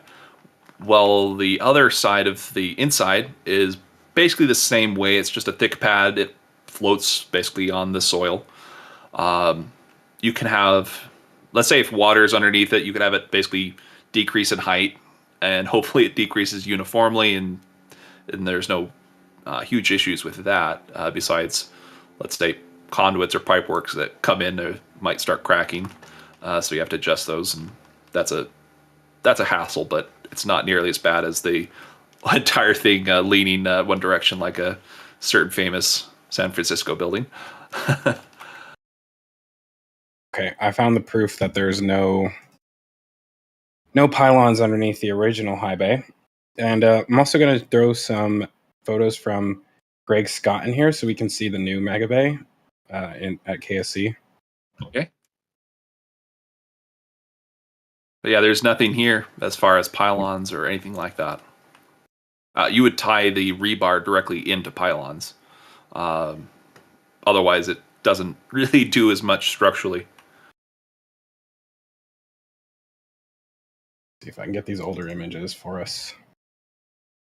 Got a lot of library to search through here. Well, I mean, even a recent photo would feel like it would still work because they haven't done much on it. You have to actually go back a ways because they did actually pour the concrete foundation on it. Yeah, I mean, I'm trying to get before they showed the formwork. Like, I'll throw one in here for you. This is from Greg Scott, just so everybody knows. Make sure you follow Greg Scott if you aren't already. I think they just did a flyover this week. And all of those are on Patreon. So there hasn't been a lot of updates down there just because they kind of stopped everything. But oh man, I don't have any older pictures in this. This one does have the pylons that we're talking about, but it's in an 8-2 configuration. You can see 8 here, then 2 here, then 8 here. Oh, those are pylons. They're not just rebar cages, right? Okay, so Yeah. they are interesting. So there's way less of them on the new building. Well, they're not done yet, are they? No, but I mean, it looks like they would only go around the perimeter and not actually go in the center for some reason. Like I don't know if they need to drill any in the center. I think it'd probably be a good idea. Well, no, you just have a floating concrete pad there. It's as long as you've stabilized the soil. And one thing they'll probably do is in these areas, if they haven't already, put an additional aggregate, like what is it called? Like road base, basically larger rock. It allows the water to exit that area or enter, but mostly it exits as your building's kind of large and heavy. Right. So we've only seen groups of 2 like side by side and nothing more than that, right? I got 3 right here. Well, they're not another side 3 by side, but because at the other mega bay they were like 4 across. Yeah, it was 4 across and then 2, and then actually it was 4 across next to 4 across. So well, maybe the stable here. Well, maybe the stable. Maybe the soil here is a little bit more stable than in Florida, and so they don't need as many of these. Or it could just be building code here. But I think stability would be backwards on that because in Boca, we're right next to the mud flats. This is a body of water like half the time. You fill up to sometimes up to here. When it's really bad hurricanes, you can get up to basically the grassy area or into the grass. Really bad hurricanes. But anyways, the crazy part is I think this section down here, it indicates that either they're continuing it down, or maybe these are just 2 other things that happen to be there. Because I do see the perimeter along here, so that's a pretty obvious one. The only other thought was on the back of Mega Bay. Let's see if I've got a good quick example of this. Could they just throw those in there just to stabilize the ground in general? Like even though there's not going to be a structure on that part. Yeah, sure. You could do that, but you'd do it from here along all the way to here. If you, let's say, felt like you're going to have soil collapse going this way, and maybe these will go in 20 feet, 10 feet, something like that, whatever it is to stabilize the soil. If you think it's going to shift, you could prevent that by putting in pylons, but you'd actually put a lot more of them in. They would be dense. It would be like a wall. I think it's possible that they may complete all the rest of them and then move their little rebar station to the center and then remove that pad and start doing the rest of it. So, Indian Star, you moved out the picture-in-picture a little bit ago. They're going to try again in an hour, you said? They're about to launch in 2 minutes, I believe. Reset it to 2 minutes. Wow. But they haven't reset the clock. It still says hold on it. We are but it's counting now at counting T down. minus 1 minute. Got it. I'm moving it right now. Do we still have the picture-in-picture going? I'm gutting it right now. Hurry! It's there. It's there. Relax. It's 59 seconds. We're going. I'm making it big too, so don't do anything, Thomas. Everybody's going to be mad because it's going to be delayed on the stream, but, you know. There's going to be like a we're all 30 here second together. delay. We'll all enjoy it together. Yeah, watch this stream. Don't watch the other one. We're Because at 38 seconds, 37, and we're counting down, kids. Range is green. 30 seconds. So I don't see here we the go. picture yet. Look at the stream. If you look at our YouTube stream, you'll be able to see it, or you can see it through the link.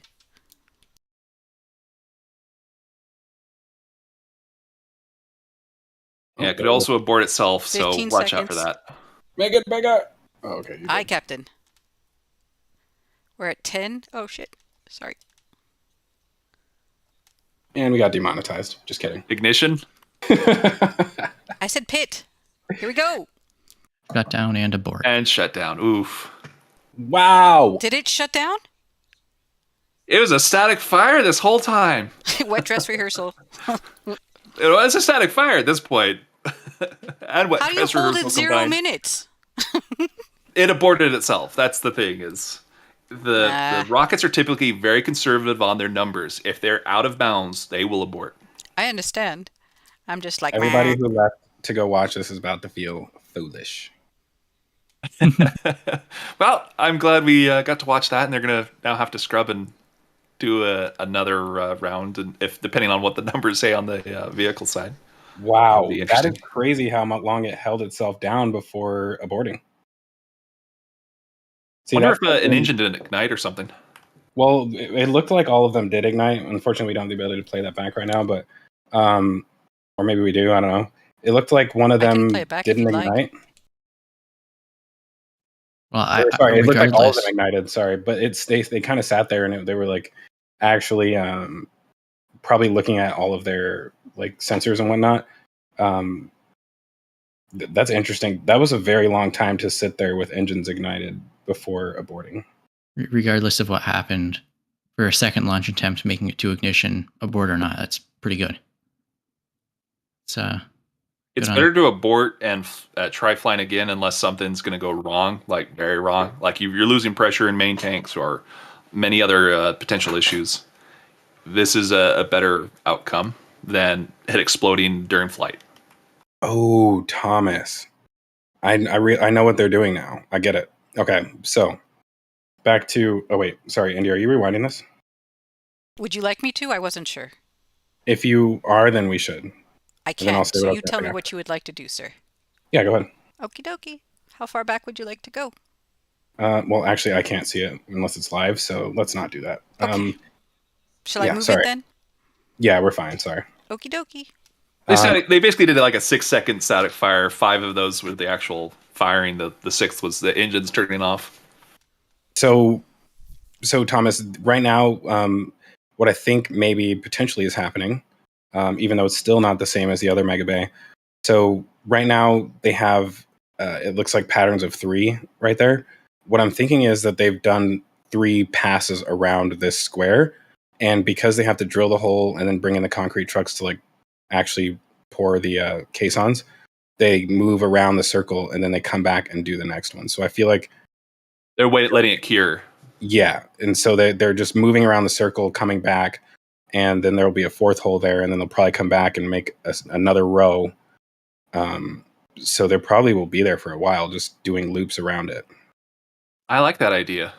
That would make sense. And if we're going to go towards the Greg Scott photo here, that they're going towards those 8 and 2, Just less that's of them. closer. Yeah, and those 2 middle ones actually does kind of fit with the current pattern. So if you go back to, let's go. Oh, did they make one there? Well, they don't have the 2, but like there's a gap right here where 2 should be, if it was going to be the same. So you should see 1 right here and 1 right here. And if it's going to be the same, we'd see another one here, here, here and here potentially, or you could go inwards, but Right. I have to get the scale of these things, and I do have shipping containers, so I should go through and measure that. I think that's afterwards. what's happening. Mauricio, we're going to have to do another flyover on Tuesday. Sorry. You have to do another flyover next week? I wish that's the case. We always get those great flyovers from Mauricio. Already booked for Wednesday and Thursday, so we're good. I am going to interrupt just because we're giving the updates and whatnot at this point. Relativity is assessing a recycle for a launch attempt again today. So hopefully not when the Electron launches. They're we got picture in picture in picture. It's pretty bold. Well, I want to welcome the 200 people back who left for the abort. They didn't have to leave. We had picture in picture. Yeah, it's okay. It's all good. we were watching it too, so unfortunately they're going to do a recycle, it looks like, but yeah, we will continue on as that happens. One thing to mention, look at the army of guys they got down there assembling the rebar cages. It's like a assembly line down there. I don't see anybody over here, but actually maybe that's a person right there. So that'd be 12 right there. I mean, 13. just looking at how much steel they got down there, you can clearly tell they got a long ways to go. Yeah, so I count at least 15 workers on site here. Oh, 16.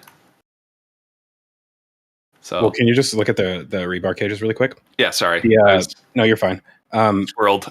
Those are incomplete cages, right? Those are just steel laying on the ground possibly below the racking. No, I can't really tell. To the below or to the side, and then they bring it up on top, and then they make the racking. They've got these rings that they've already pre-made, and they will twist tie them basically to the rest of this.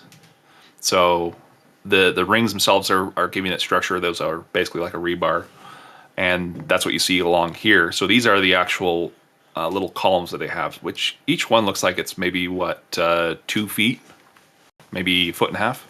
Yeah.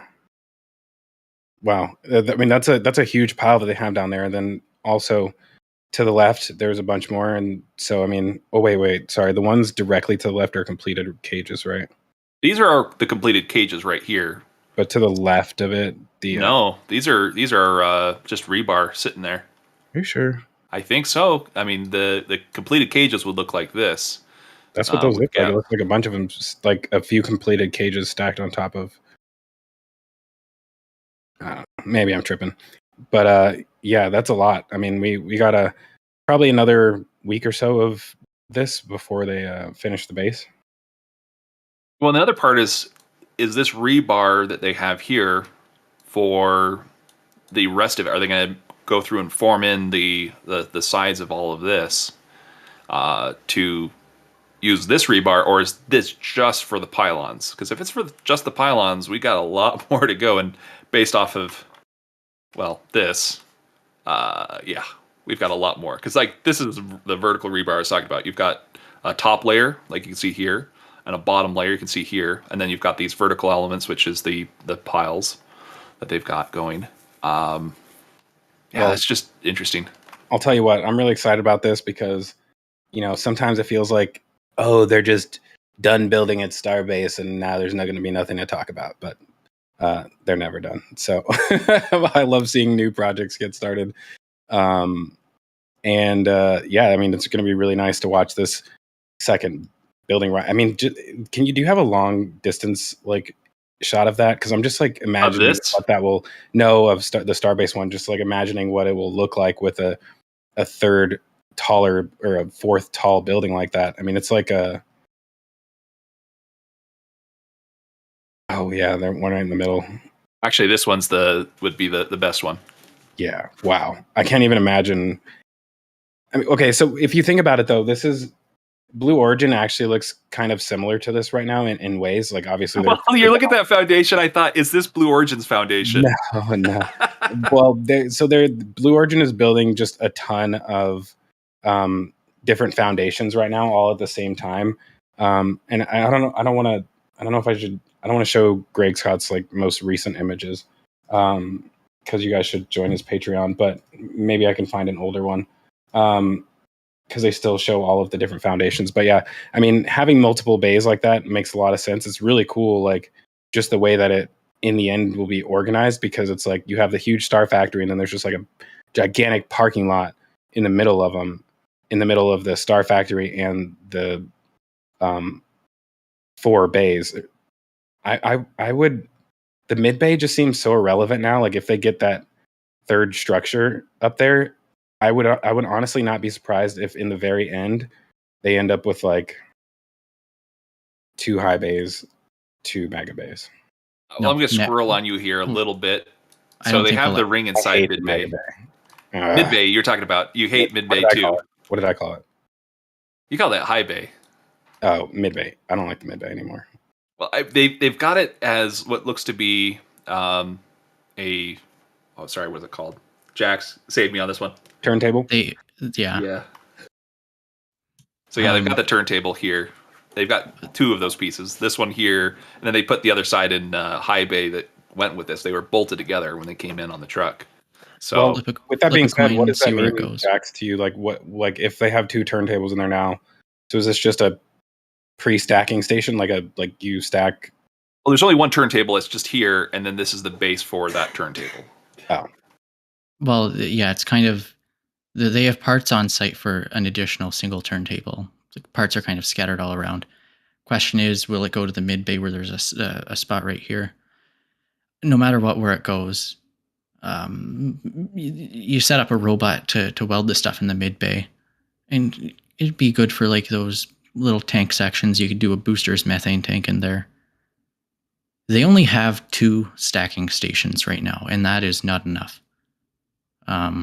They need a lot more, because you look at booster 11 piling up in the yard.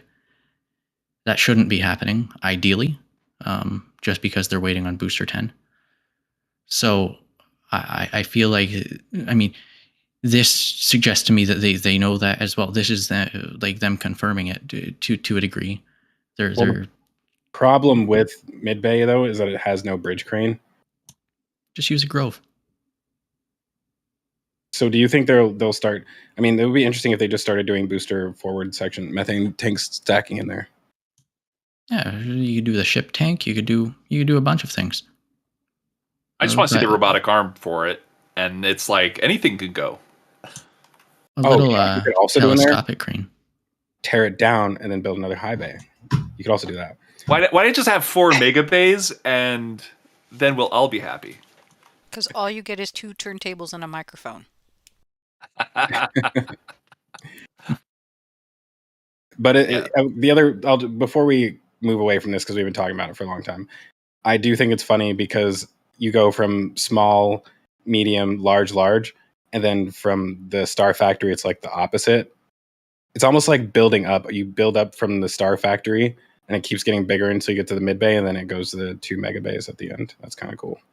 Well, it's here's like a question. Spiral staircase. If you're the Hulk, it's like a spiral staircase. What if this one's even bigger? This is like the Ultra Bay. That'd be legit. I don't think it's necessary to get taller, but wider. I don't think it has the square footage to get wider. I think another mega bay might do the job. But well, it certainly has a foundation for the weight. Yeah, this one's just the floating pads on this side. But yeah, they started off with this one, as you mentioned. So low bay, mid bay, then they called this high bay for a while. Then it became mid bay when high bay came about. And it's like, I'm taller than you, you get demoted. And then mega bay came into play. So I would love to see an ultra bay, but who knows? It's just 5 feet taller. All right. Well, do we have any donations or questions? Let's start with donations, I guess. Indy, do we have any that we haven't touched on? I do not right now, but we do have questions. Oh, what? I actually do have a donation on my end, so I did get I got a big donation here from Kenneth Coates, $100 from PayPal, and it says, have been watching for the weeklies for over a year and have had issues doing donations live. Please use this to help out with your new computer and flyovers. I really appreciate the effort. Thank you very much, Kenneth. I really do appreciate that, and I'll get that computer. Yeah. Just don't know when. He was very nice. He actually messaged me. He's been trying to, or she's been trying to donate through YouTube, but wasn't able to do that. And they asked for your PayPal, so I gave it to them, and voila. So thank you for your donation, ma'am or sir. And let's see here. Yeah, again, thank you very much, Kenneth. And questions. I'm not sure if the questions are coming through or not. Are you seeing them come through on your end in the Yeah. Star? You don't see them? Can you There's some. refresh your window? Yeah, because some of these questions are outdated for other topics not related to this. But yeah, I mean, I don't have questions on my end. Okay, let's see here. One question: why has the Star Factory progress stopped by CTGB? Well, that's the next segment we can jump actually into, because we were talking about the new Mega Bay area and kind of hinting at the pictures I've been showing, at least the area next to the Star Factory. But yeah, this is the big one right here. So they're removing more concrete. There's an idea that they might extend Star Factory or put other additional buildings over in this area.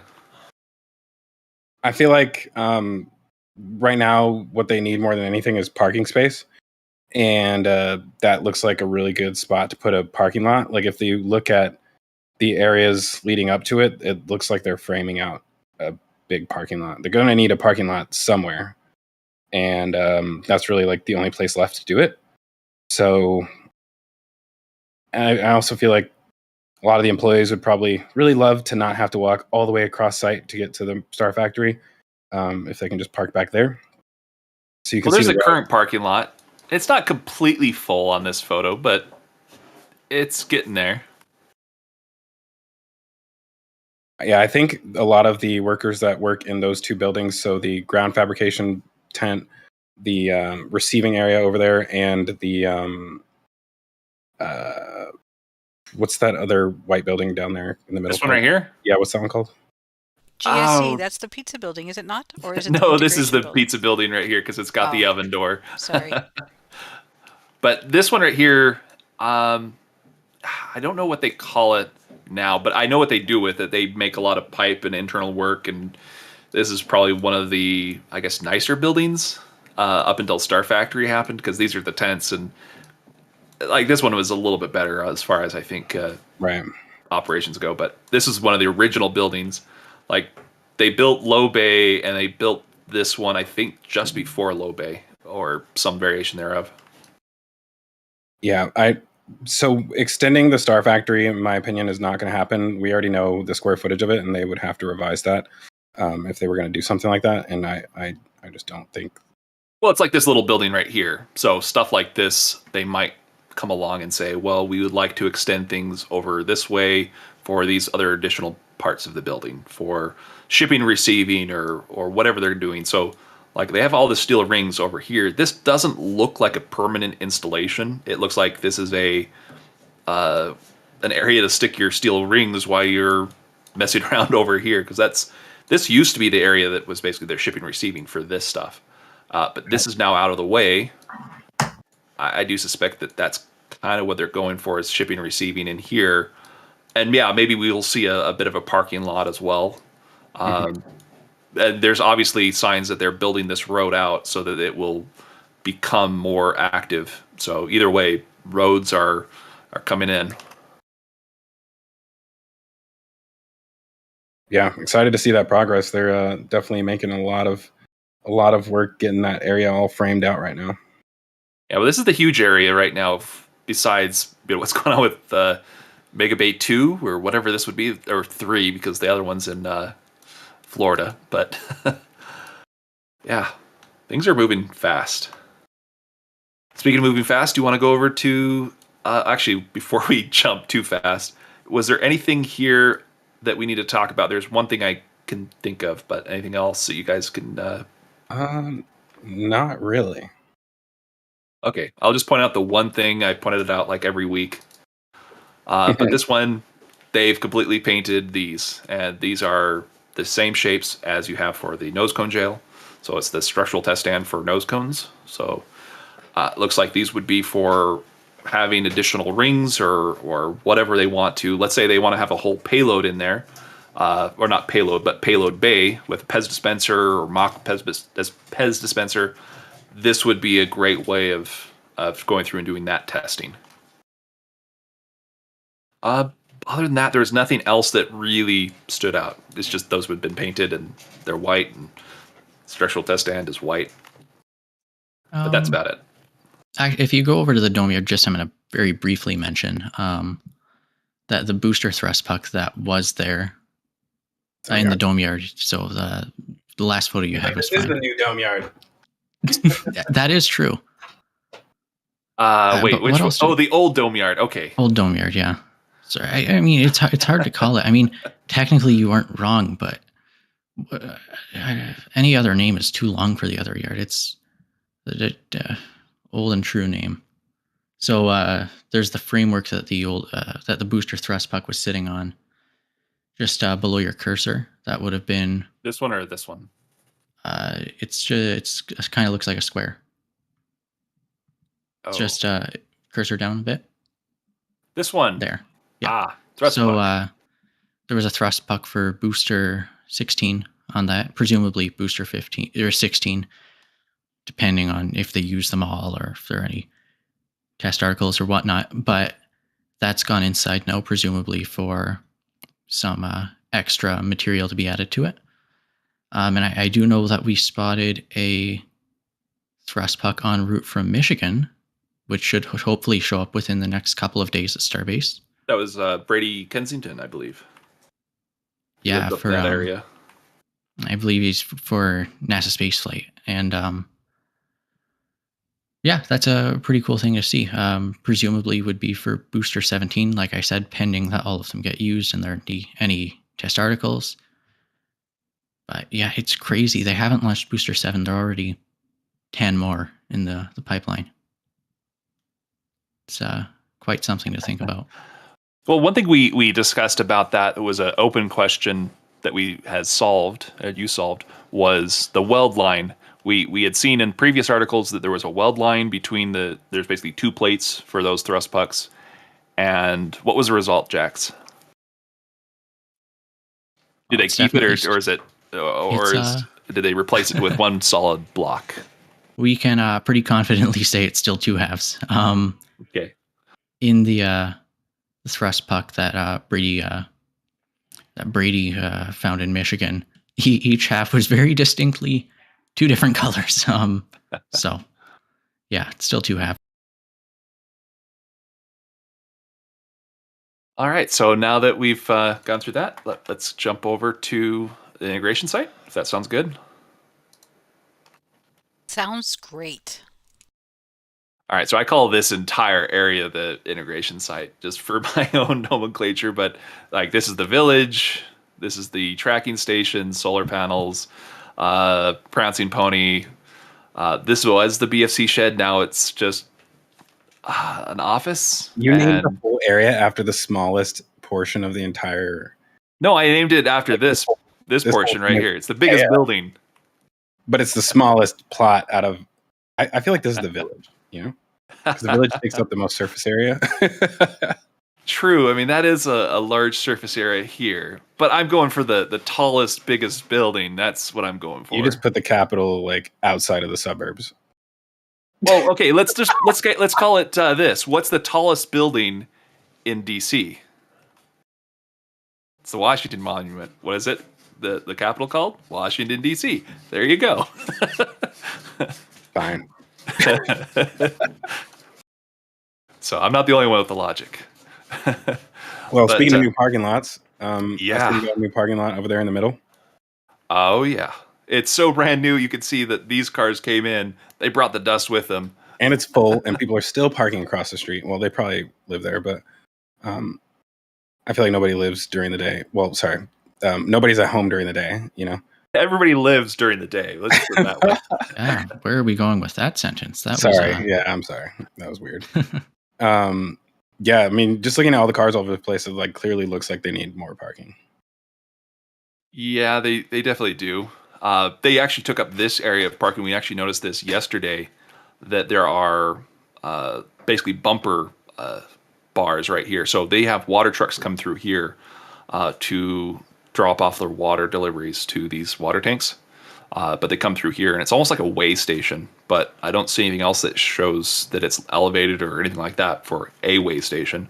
It's just strange why they kept it in such a weird, like, segregated way like that. It's like, I guess they don't want people parking here, but the parking pieces are still there, but they put up a wall.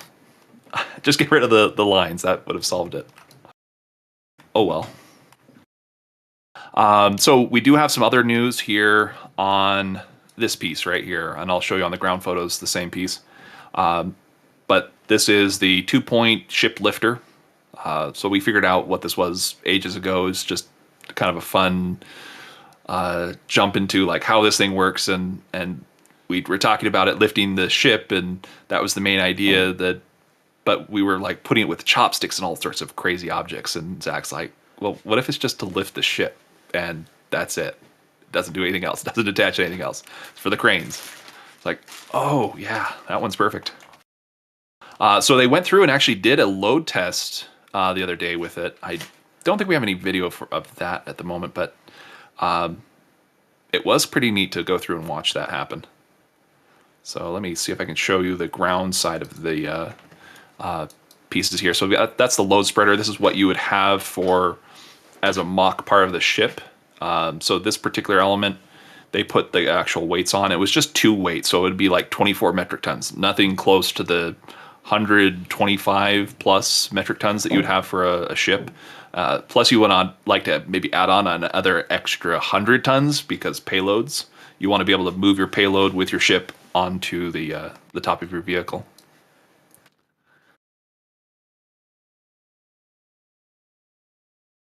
One thing actually that's interesting is this back there. I just noticed that now. What is that? Is that my piece that I'm expecting to go on the other pieces, or is that just a cradle for moving tanks around? Are you talking about the curved sections? The curved ones right here. Those look like potentially large tanks would sit inside of them. So they're just cradles then. Yeah. Okay. For a second, I was like, I've been looking for these large kind of pieces, but I'm looking at 9-meter diameters. This is nowhere near close. Curve's too big. Yeah, my curve is much bigger than these. Yeah. Okay.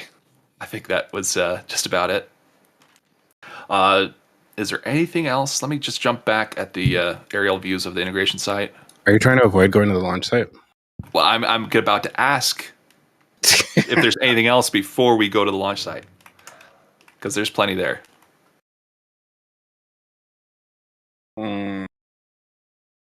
No. Well, I'm going to put out the hovercraft, and they've got the cul-de-sac being built. Nice. But other than that, I guess this is their water and power is in probably here for this little area. Somebody's going to ask about what this new wood thing or whatever is going around the edge. The walkway? That's a walkway? Yeah, I think it's just a walkway, and then there's a grass berm right here that they're elevated up even further, so this area doesn't flood. Question, what's on the corners? The corners? Nothing, because they have to go through and cut the wood. They're still making it. Are those the gutters? Oh, these would be the planks that haven't been filled in yet. So like you've got the perimeter here, you can see. So they just need to fill in the rest of it, and whatever's going to go there, it's either going to be concrete or wood. But just think of a wood deck that goes around the perimeter. That's what they've got here. So now you can go through and try to fish in the mud or whatever you're going to do with this area. It's just a nice look to it and nice way to walk around and walk the dogs and everything else that you're going to have potentially in this area. The only thing I would fish for in this area is SN11 scrap metal. I don't think it made it this far. Probably not, but it made it more north, but not that far west. At least I hope not. Ouch. I see some comments saying, please go to the launch site. People are anxious, I guess. Everybody loves the launch site. By the way, Terran 1 is back on. We're looking at 44 minutes. So sure, that's what they said last time. All right, we got a lot of pictures here for the launch site. We're here. We're doing it. Let's do it. Actually, let me first ask, where would you like to start off, Zach? Suborbital. Looks like they're doing some work over there. Got some dirt, I guess. I love the dirt. More dirt. Yeah, I would say that it looks like they're planning to throw something here soon. Couldn't know what it is because we don't have a. I mean, it doesn't fit within where like suborbital C would be, and now I guess we already have a new suborbital C. So, yeah, I don't really know. I mean, again, sometimes you just need a parking lot, but I don't really think that's where it would be at. So, oh, actually, you know, on that note, it would be interesting at some point is if they move employee parking off of the highway and into the actual facility. You know what I mean? Yeah, well, I've talked about that with people all the time, and like the current area. Let's see if I can show it on here. There's part of it. There it is. So this is a good overview for. This is the area of parking. There's no parking at the moment, and we'll get that in just a minute on why. But they have used this area in the past a little bit, the landing pad for parking. Now it's just for storage of all their junk and everything else that they're building with. So really, I don't expect to see a parking lot here because this is a test facility here. You see a little bit of parking in this area. A test stand C here, or really what it shows in the diagram is here. And then they want to fill in the rest of this area. Actually, it goes all the way to the left, like down this way, then down from The best part about dirt is when they delete it later by putting concrete on top of it. Yeah, well, dirt's the foundation that you put concretes on, which is going to be your foundation. So it's kind of an interesting way to think about it, but Yeah, you now got to the build long up. road's just going to be even more dirty for like the next few months until they get that taken care of. You know, I was just thinking about this. We need to get Mike Rowe down there from Dirty Jobs because somebody's got to do it. and yeah, we get a nice little Starbase tour in the background. Like, what's that? Ooh. You know, the other thing that we haven't really considered though is in a while. I mean, we know that those easy ready ducks or the ready ducks are over there. We still haven't like thought about what that means that they're there. You know what I mean? Like something It's big can happen at preparation. the first launch. I can't wait for the first launch to end because I'm like, I feel like there's so much work that they're going to start immediately after, and I just wanted to hurry up and get over with. Yeah. In April, it's like preferably. ripping that Band-Aid off. It's late March or early April is the realm we're looking at. I like early April. Only because just still looking at what they have left to do, and we're going to see this here with the ground images. I feel like they should just take their time, and it seems like they are so far. So, rushing is nice for us, but at the same time, it's not because you never know what happens if you rush things. So, yeah, I like the pace that they're moving at right now. Yeah, well, this area, it says that they're building up, at least on the test side of things. They're getting ready to. Speaking of another area to look at, they've been starting to pour concrete here. So this is the foundation that they start off with, and then they basically build the berm that way. And I kind of expect to see the concrete fill in here eventually as well, but they're not showing any signs of that yet. They've gone through, leveled it off, and they've the concrete at the bottom where it would be a foundation. But another extra part, which is interesting, is they expect to extend the berm, which is kind of interesting. Does that mean they're going to extend it out even further? Well, you can kind of see the curb where they're starting to form the curb right there.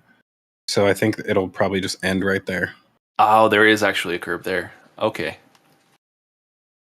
But yeah, I was thinking they might extend it out a little bit further. It's like that's cutting out the road access. So they do need Army Corps of Engineers approvals to get into this area. So that's their property, but they can't do anything with it. So they've got silt fencing around it, and then this is basically the edge of their property right here. Yeah. Now they only have to worry about fires in that little gap instead of all the way over where it ended last time. Well, this still doesn't help the situation with the fires. It doesn't. It's the silt fencing that's the problem. Well, you get fires down there, but there's nothing for it to reach to. So like you burn up all the stuff on the side of the pad. But once you set the stuff on fire that's in that little, let's call it the Army Corps area. Once you set the Army Corps area on fire, it's going to spread to everything else, right? And there's no berm stopping it from doing that. The berm does prevent it from jumping over to the grass that's like directly in line with that, but there's still, most of the grass is still within direct firing line. So I imagine that at some point they would maybe want another, like to curve the berm possibly, or like just push that boundary out even further just so they don't have to deal with that. Yeah, so the problem with like the boundary line, it's like they can only go up to here, but I want to see them fill in the rest of this, and they're doing that. So the last bits are going to be right here, because you can see they've got the stabilization cloth or whatever that's called here. It's like a polypropylene or nylon mesh, but basically it stabilizes the soil. So this is going to be filled in, and then I hope they get this all filled in soon. Probably after the test flight. It seems like the chat's a bit ahead of us, so I feel like we should mention that Terran 1 has a new T0 at 4 o'clock Eastern time. So that's right when the show ends. So you guys don't have to go anywhere. We'll get you guys through this, and then you can watch Terran 1 abort after the show ends. So they'll get an hour break, and then they can watch it abort. I'm not hating on Terran, by the way. It's just that's how things go. If you have upper, is it still the upper atmosphere or shear winds or whatever they call it? Was that the reason why they aborted? Or no? It's a good question. I don't know. Do we have a reason yet? He says. Somebody in the chat, tell us why they aborted. Who are you talking to? You or anybody else who knows? Oh. But it's a 30-second delay, and then I have to wait 45 seconds after that. It's a rhetorical question, I guess. Anyways, let's continue, Thomas. All right.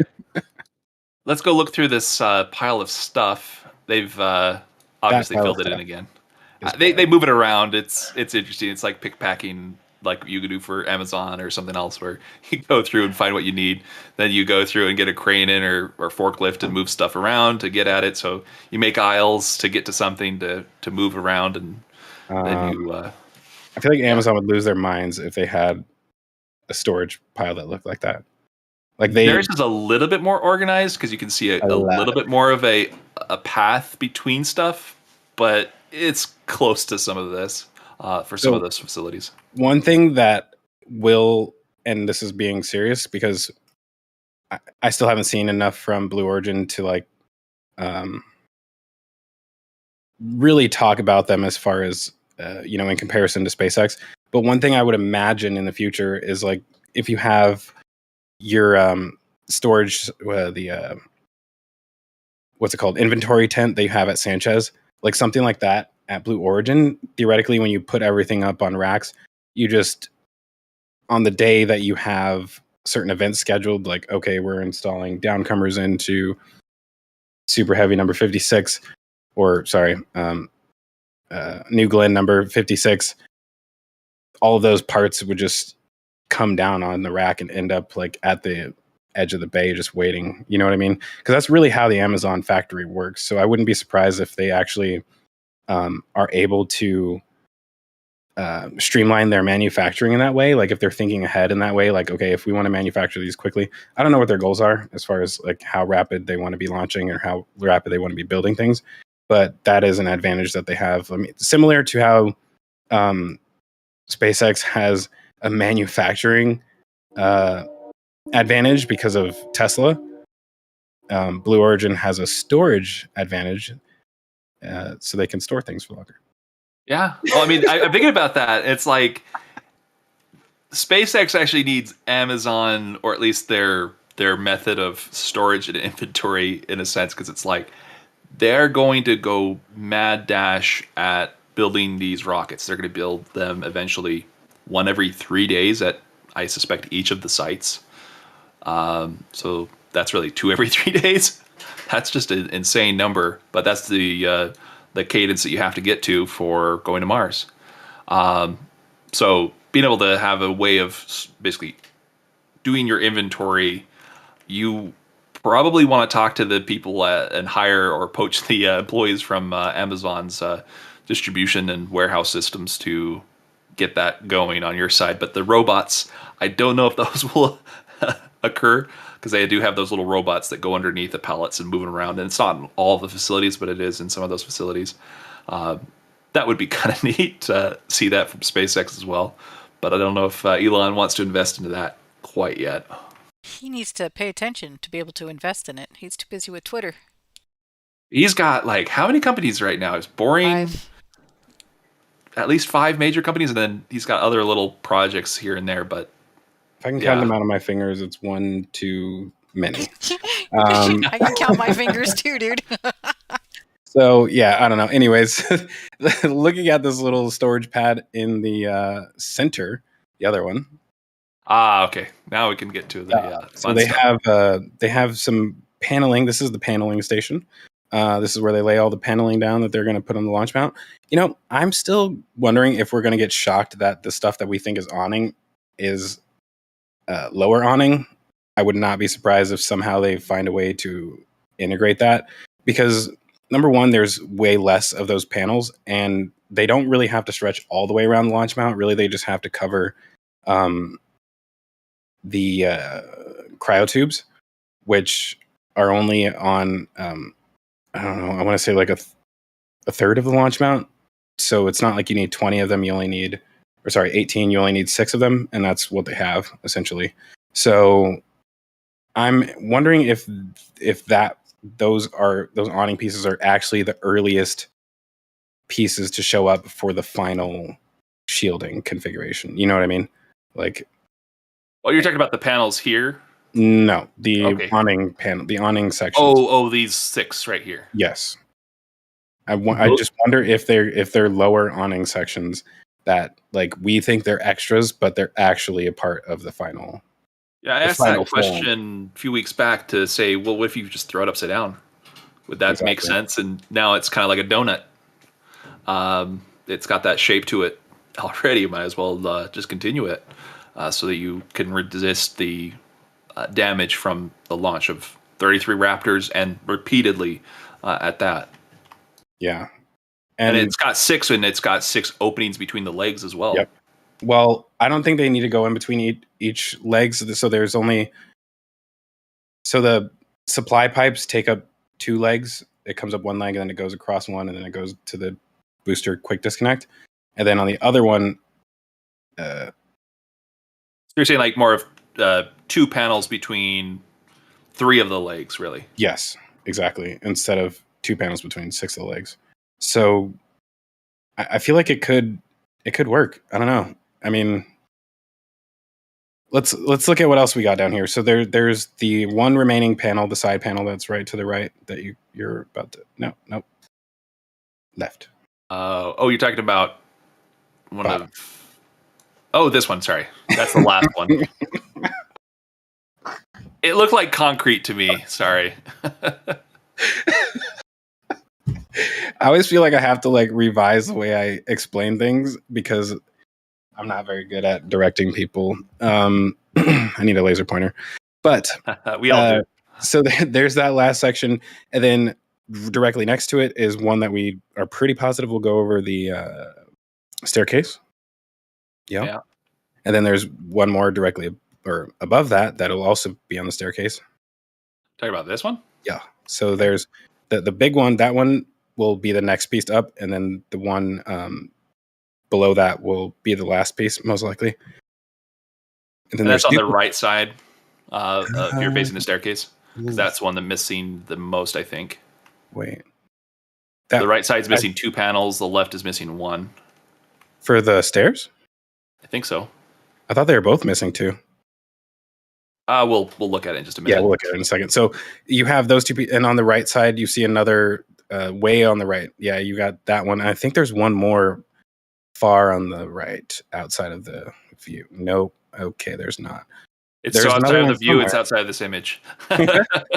Maybe that's the one you think is installed, or is it just upside down on the ground somewhere? I don't see it. Yeah, so I think we've got 2 panels. Like this is the top, this is the top. Let's Like look at this the would watch. be the Let's look at the staircase. okay. Yeah, let's do that. Ground shots or aerial? Ground shots, sorry.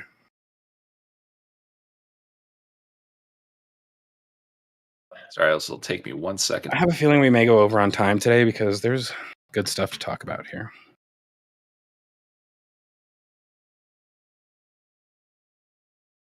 Sorry, I'm just looking for something like there you this. go. Yeah, so it's definitely missing them on both sides. That was actually a good one. This is a really good one. Yeah, that works too. So you can see that the 2 more like symmetrical pieces will be the next ones up. And then the next ones will have to like taper downwards in order to avoid the cryotubes. Yeah, just change angles. Yeah, so there's only 4 panels that we should expect to see them install. And Thomas, do you mind going back up to the other, the aerial again of the landing pad? Okay, that one. So this is something that I don't know if was mentioned during the show and tell, but I didn't hear it. There's in the bottom of the screen right there, there's 2 more panels right there. They have like 45, yeah. So we do not have homes for those ones yet. Those are new. They just got delivered last week. And they're too big for cryotubes. Like we would expect those to like have some sort of 90-degree in them so that they can go around the tubes. But these are just flat panels that are actually a little bit more reinforced than everything else. So I'm wondering. I got an idea of where they could go. Let me see. There was something going on. You were pointing to the SQD arm for a second. I was like, what? No, I'm I'm just pulling up the ground shots here, trying to find the one that I was looking for. Probably at the bottom, actually. There we go. It's closer here. So this will probably do. So an area like this, between here and here. So we've got that same type of bracing, but we do expect to see something in this area as well to connect the 2. So maybe what we're looking at is some 2 of the segments for between the legs. I would actually expect left and right to the left and right of the leg. Okay, so like here and here. No. So on that leg, that one, they have those supports up there for the that they've those. So can you zoom in on that, or is there? Yeah, so they have that framework set up there. Like if you put one of the pieces to the left and one of them to the right, and then just a flat plate in the center, like I could imagine it being that way, because the thing about the panels that we were seeing is that they only have one 45-degree arm coming off of them. So it's almost like the second arm is already installed on the table. And that's kind of what this could look like, I think, is that one arm is already installed. The second one is on the actual plate itself. Just a thought. But they look way too big to go here, honestly. I'm trying to figure out the orientation that like these would go. So I can see that they have some symmetry here. So this is kind of like a little bit of a trapezoid here and here. Maybe it's not quite symmetrical, but these do look like they're opposing directions. So if you pointed them, I take back what I said. I don't think that's. Oh, could these would be part of the legs or something? Wait. What if you flip the other one around? Like well, so you remember how the panels on how the legs go from angled to straight? Well, you use these to do that.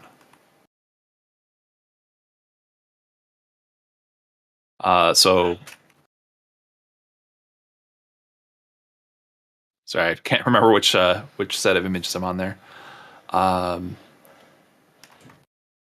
No, actually, I still want to go back to the ground ones. Let's see, where were we before?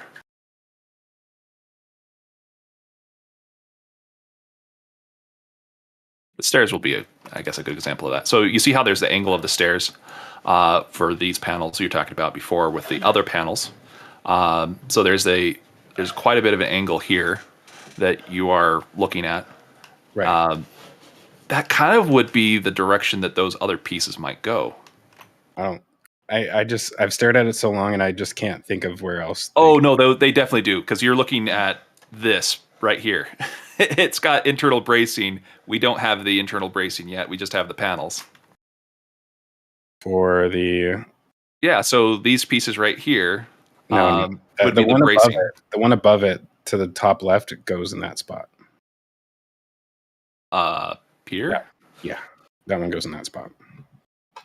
On the stairs. Good point. And there's bracing here. Shoot. You see the curve that they have on the bracing. You can see it better on the piece below you. It has a little curve on the vertical bracing. Yeah, there's like a curve on it. It looks like it straddles the leg. Yeah, I forgot about this part with the bracing. I was just thinking about this part only. Yeah, that's what I'm talking about. On the left side, the left side has a curve. It actually curves a steep curve up and then a smaller curve back down. You know what I mean? If that makes sense. Yeah, but I'm just thinking about these in that same kind of direction of going. But that's quite a bit of an angle on this one. Those don't make sense. I was almost hoping that they would bolt onto the side of like the base of the launch tower to be like a metal deflector going around the pillar on the launch mount or on the wait, would that work? Almost like a like if you put those at the very bottom of the tower, those... Sorry, the tower itself, not the launch integration mount? tower, like the concrete. Look at the corner that faces the launch mount. You're gonna have to get like a sand dunes view. This one right here. Yeah, so they could go in that corner on the right side and like basically be like a shin guard for the base of the tower. So it'd be like at a 45-degree angle? One would be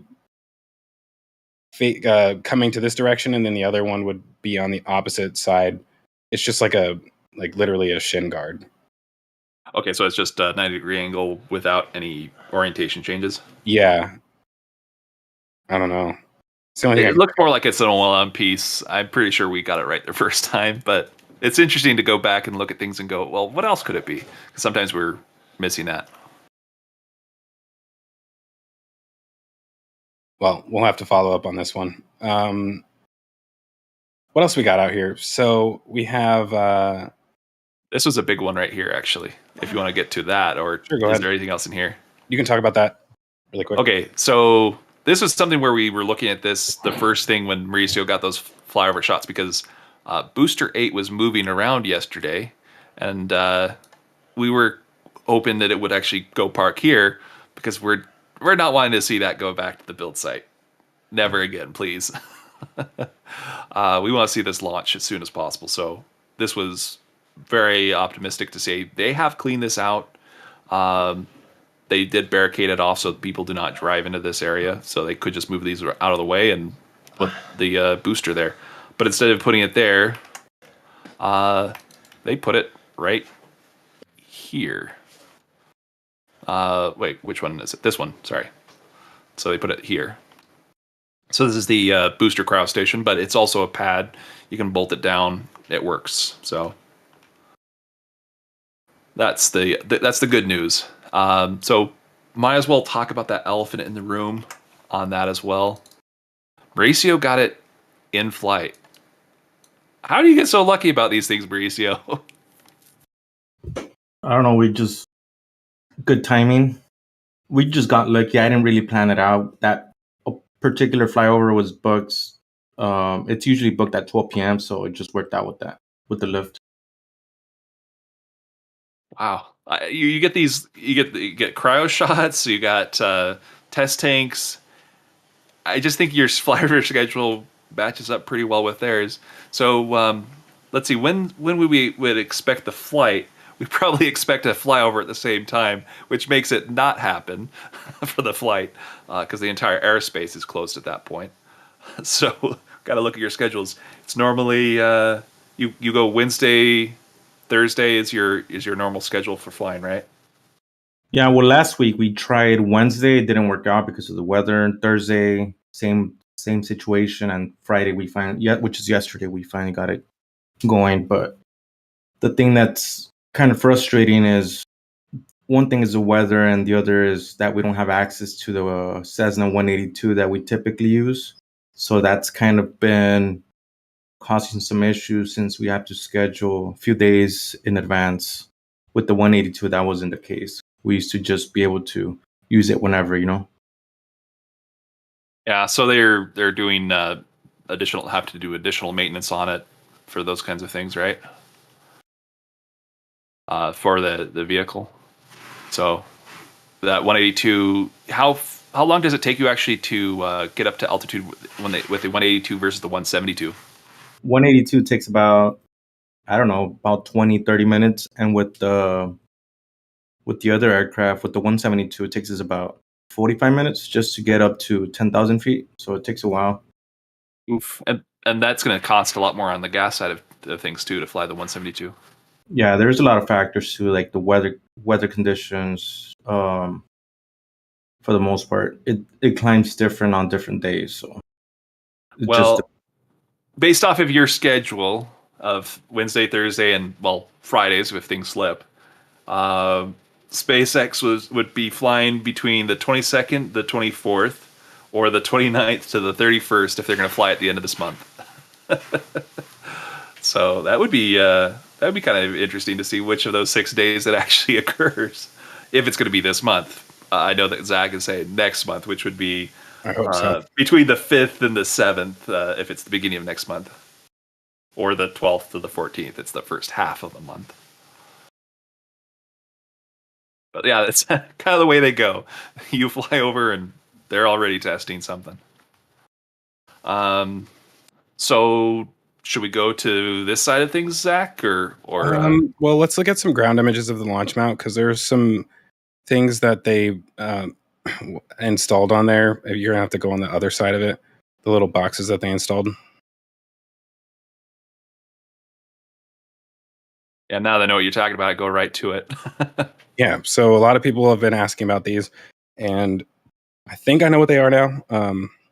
This actually has to do with a question that came up a few times when we started talking about the covers that they're putting on the launch mount, which is how are they going to cool this from the inside? And so if you actually zoom out a little bit, Thomas, I think we can see that door open on the side. I think right now they are kind of lifting stuff in and out of there, but both doors are open. I'm pretty sure so that they get airflow on the inside of it. So the walkway underneath actually is perforated, so there should be like upwards wind flow through there theoretically. But that's not going to be as good as actually having a door open. But I'm pretty positive that box that you're seeing over there is a fan box. So if you zoom in even closer, if you zoom in on it, on the bottom of it, you can see that it's perforated, which it's very tough to see from this picture. You're going to have to find a different one. This one's not nearly as zoomed in, but let's see if we can get that. Oh, there we go. We've got a grid pattern. Yeah, I'm pretty positive this is a fan box. So it's either pulling air out or pushing air in. I think pushing air in makes more sense because it'll come out on the bottom from the walkway. But they do have 3 of these installed right now. Then if you go to the aerial view, Thomas, on the far left, like it's off the screen, bottom left, like close to the berm. Oh, okay, over here. Oh, you mean? Yeah, bottom left of this. Oh no, go back to that image. I need to go to. You want to see the berm? Well, you could see it in the image you were at. Okay. So the bottom left of the screen right there, there's those little blocks down there. Yeah. There's 10 of them total. So they're basically vent boxes. I don't see a fan inside of those, but at least one of them is upside down, so you can see the holes for the two of them are upside down, so you can see the holes where they actually vent through.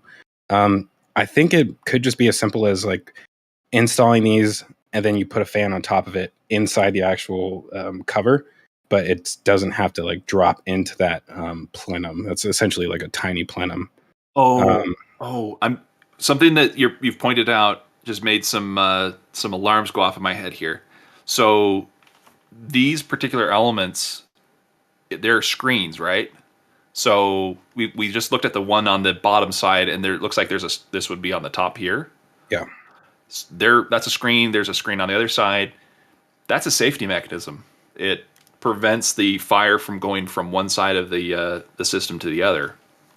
Well, okay. Well, on that note, I think I'll give my second theory, which is along the lines of what you're saying. Instead of being ventilation, what it could be is in case they actually do close up the rest of the launch mount, like the bottom side of it, in the event that something were to like explode on the inside of the launch mount, you wouldn't want there to be no pressure release. So those vents could be what stops the panels from getting blown off by actually giving it a place to release pressure. And theoretically, you could purge the entire void space or the entire interior of the launch mount out of those as well too. Yeah, I've seen actually evidence of this in the other pictures we looked at last week. We went back and were really struggling on finding something, which was the grates. So in previous flyovers, we could see through the panels for the flooring, and we don't want to see this entirely closed up. We want to see it be able to vent somehow, and this would be potentially that way to see it vent. So if there is an explosion, it's still contained, but it's not as contained.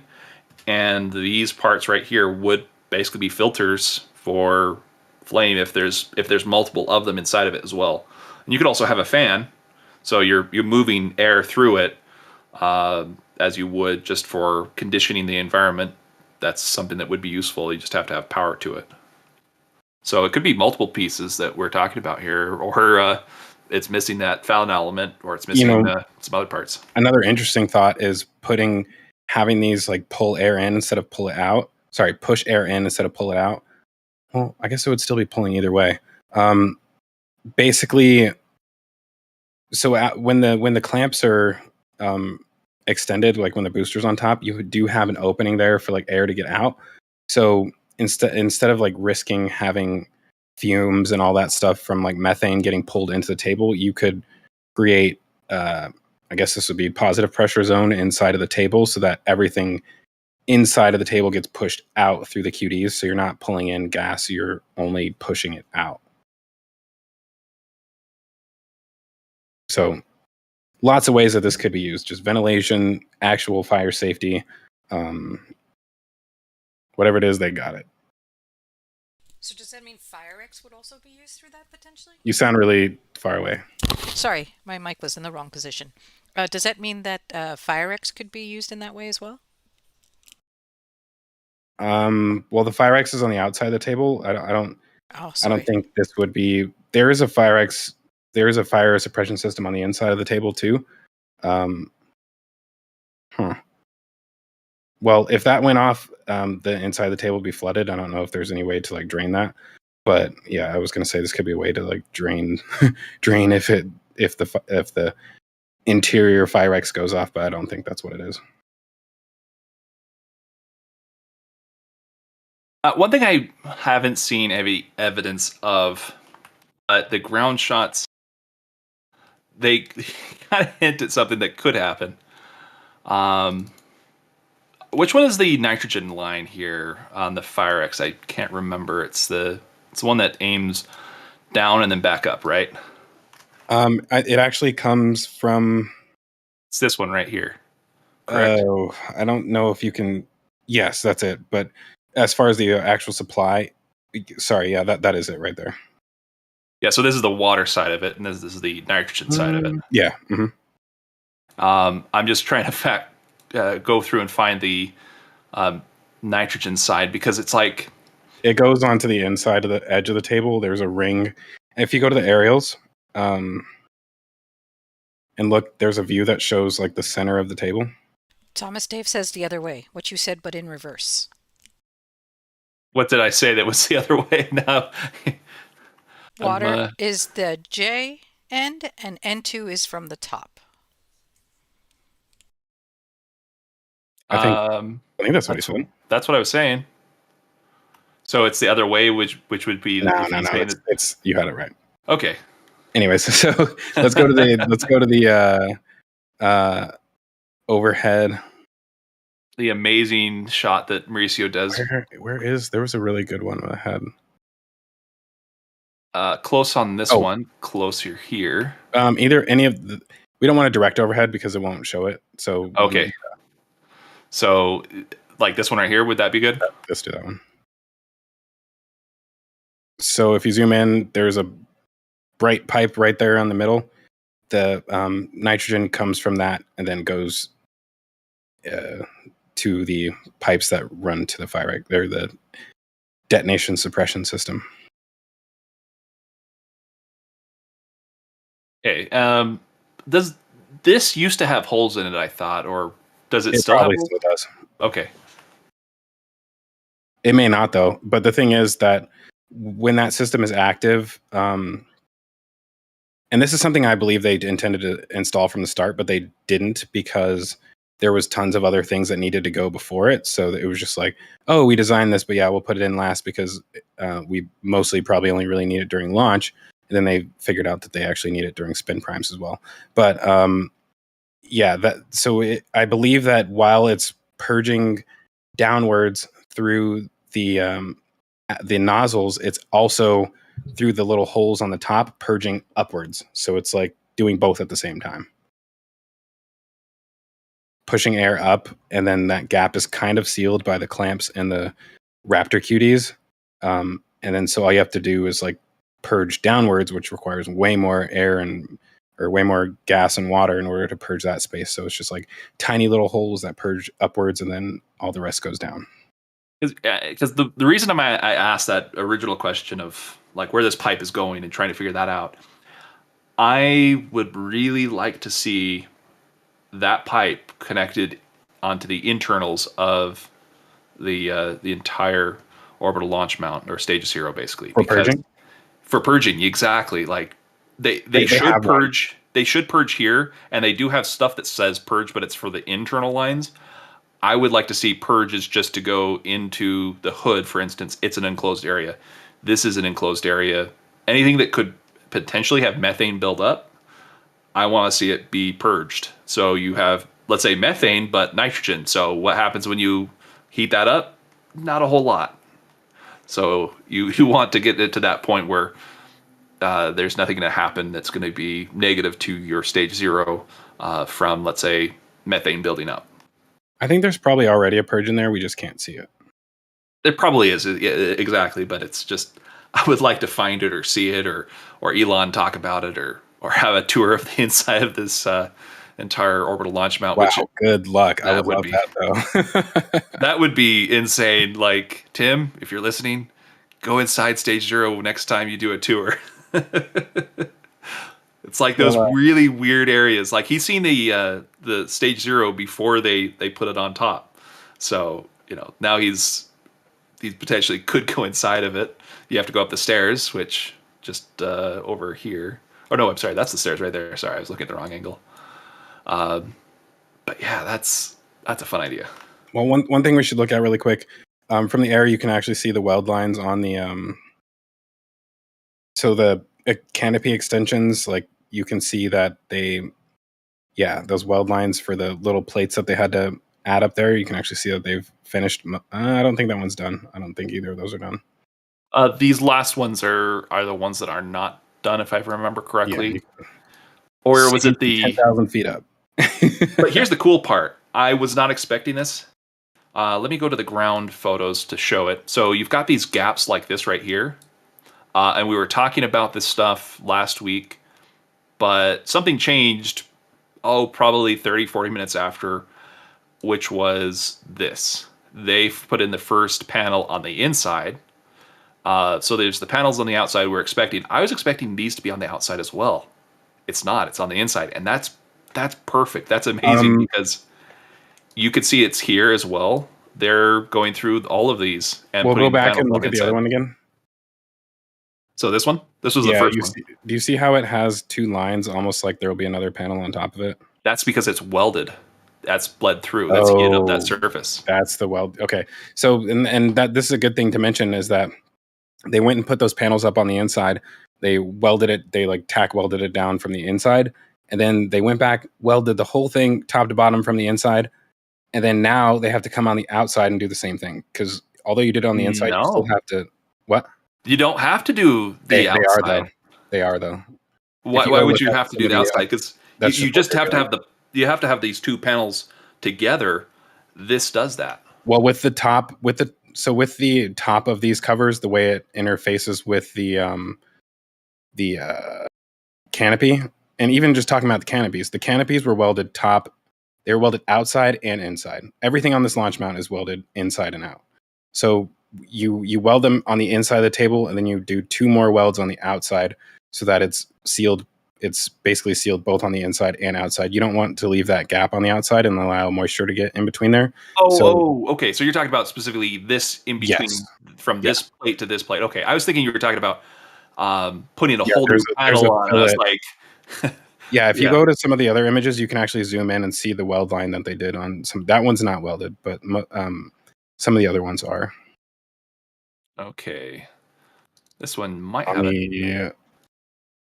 We're looking at the far side of the table, and your refresh rate is doing its thing right now too. Oh, sorry. It's okay. I forgive you, but I don't know about the audience. Just kidding. It looks great on my end, and it's just Discord. Okay, these will be any of the those closest ones. So, yeah, you could see it pretty well. That's not welded. I don't think that's welded. I don't like this angle. This one is. That one is. Yep. Kind of. It looks. Maybe they haven't shaved it down yet. It's definitely welded, but it looks bad compared to some of the other stuff. I just don't think they've gone down to shave it yet. But yeah, you can actually see that weld line, and the fact that it's so shiny kind of confirms that what we were talking about from the aerial view about the ones that weren't shiny are the ones that they haven't welded yet. Yeah. So yeah, I mean that. We kind of said when they started this that it was going to take like 3 to 4 weeks, and we're 2 weeks in now, and they're well. It depends on how many employees that you throw at this as well, and how many hours. So I was looking at a crew of about 5 or 7, and I was expecting them to do all of this on the outside here. So it's only this part that's on the outside. Most of the hard work right here is on the inside. So that actually reduces quite a bit. You still have to do those inside welds, but you don't have to tack it. You don't have to do all the rest of the prep work you normally would. It's you still do prep work, but it's way not easier. It's way easier doing it from the inside. That's for sure. So that saved them a lot of time right there. Gents, we're looking at just a little over 6 minutes before the launch happens. We have the picture-in-picture in place. Okay. Nice. Very nice. Thank you. Yeah, we wanted to look at the other plates right here, I believe, right? Sure. Yeah. Okay, these are in place. There's another one that's welded right there on the left side. Yep. They need to get some zinc in there. That just looks nasty. But painted and everything else. Keep in mind, the reason they're going so fast is because everybody else is so impatient waiting for this first launch. So it's, I blame the audience. Is this a light fixture? I think that would be for a light or something, because there's like very odd. It's either pipe or like maybe power. I don't know. That's weird. I'm staring at that. I mean, it would make sense to have lights on this somewhere, but yeah, I would expect to see here or something. Yeah, I mean, but overall, they're still missing some of these little joining panels, and they're also not finished welding the ones that are already there. And so, given that they just started placing these interior panels, probably they started last Saturday. We have at least a week, if not a week and a half to 2 weeks, until they're finished with that welding, and that's the minimum time if they don't install stuff around the bottom section, which it looks like they're gonna do. So yeah, I don't know. we say this every week because I like to bring it up because people always DM me and ask me like, when should I go down for the first launch? Like literally just watch the stream. You got to like base it sometimes off of what we actually see instead of what dates are being told, because they push for one direction, but there's a lot of teams that are at reality work. pushes in the other. Yeah, like you have like 20 different teams that are working at the same time. You have the GSE team, the Starship team, the Super Heavy team, the Launch Mount team, the Integration Tower team, and all of them have to give the go before it's ready to go. And so sometimes, like literally, the Starship team's like, "Yeah, we're ready," and they're like, "Okay, cool, launch in 20 days." But the rest of the teams are like, "Wait, we have literally like 400 yards of welding that we have to do over the next like 2 weeks now. Like, no, that's not going to work." So I think that's kind of some of the miscommunication that happens here. And that's bound to happen when you have an operation of this size. I mean, they're literally building everything at the same time. They're building engines, ships, boosters, suborbital, orbital, all at the same time. Well, let's put it this way. It can take one component of the system from a vendor to slow the whole process down, because that one component is a critical system or part of a critical system that you need to have. The same thing applies here and manyfold in some other directions. So there are certain things that you might not need, because it's like, okay, we will replace that pipe. We don't need to spend the next 12 hours welding these little things here and there to save one pipe. We'll just replace the pipe later, and then we'll spend the 12 hours after. As long as that's not a critical pipe. If it's a critical pipe, you have to protect it. But yeah, the entire process can be stopped by one particular team, group, or company that's supplying whatever it needs to have happen for that orbital test flight. Hey, Thomas, I feel like there's a few other things that we could talk about here. Do you want to, Yes, Indy, maybe full screen this right now so that Yep. we can watch the launch, and then after we'll cover the last remaining topics? Right now, we got the engines wiggling around on the bottom side of the screen. They're doing their little gimbal motion. They actually did that. We're at 218, 217, 216. I guess I'm delayed, but the quick note for those of you who watch and at this stream and any other stream, if you hit the YouTube button and go to playback speed and then go to, let's say, 2 times, it will catch up to the stream because there is a delay. And so now you get closer to live. Yeah, I had to actually watch the live stream instead of watching our stream. Yeah, this is going to be exciting. First 3D printed rocket. Yep. It was like 80%. 85%. Yeah. With their goal of being the Terran R at 95% by mass. Yeah, this is exciting. And they will, if they are successful, beat SpaceX to be the first Methalox engine in orbit.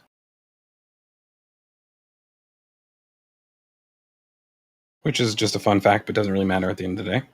Still interesting to know. It's a huge achievement, but it's the fact that you got to orbit is the biggest achievement. Yeah, I mean, I'm just glad it's not a race, because if it was, then we would maybe see an accident on the Starship side. So. We're at under a minute. Wow, we're actually going for it again. Because it's that under a minute part that really counts. I think we're looking good if they've got all the fixed problems from the last attempt the other day and today's attempt.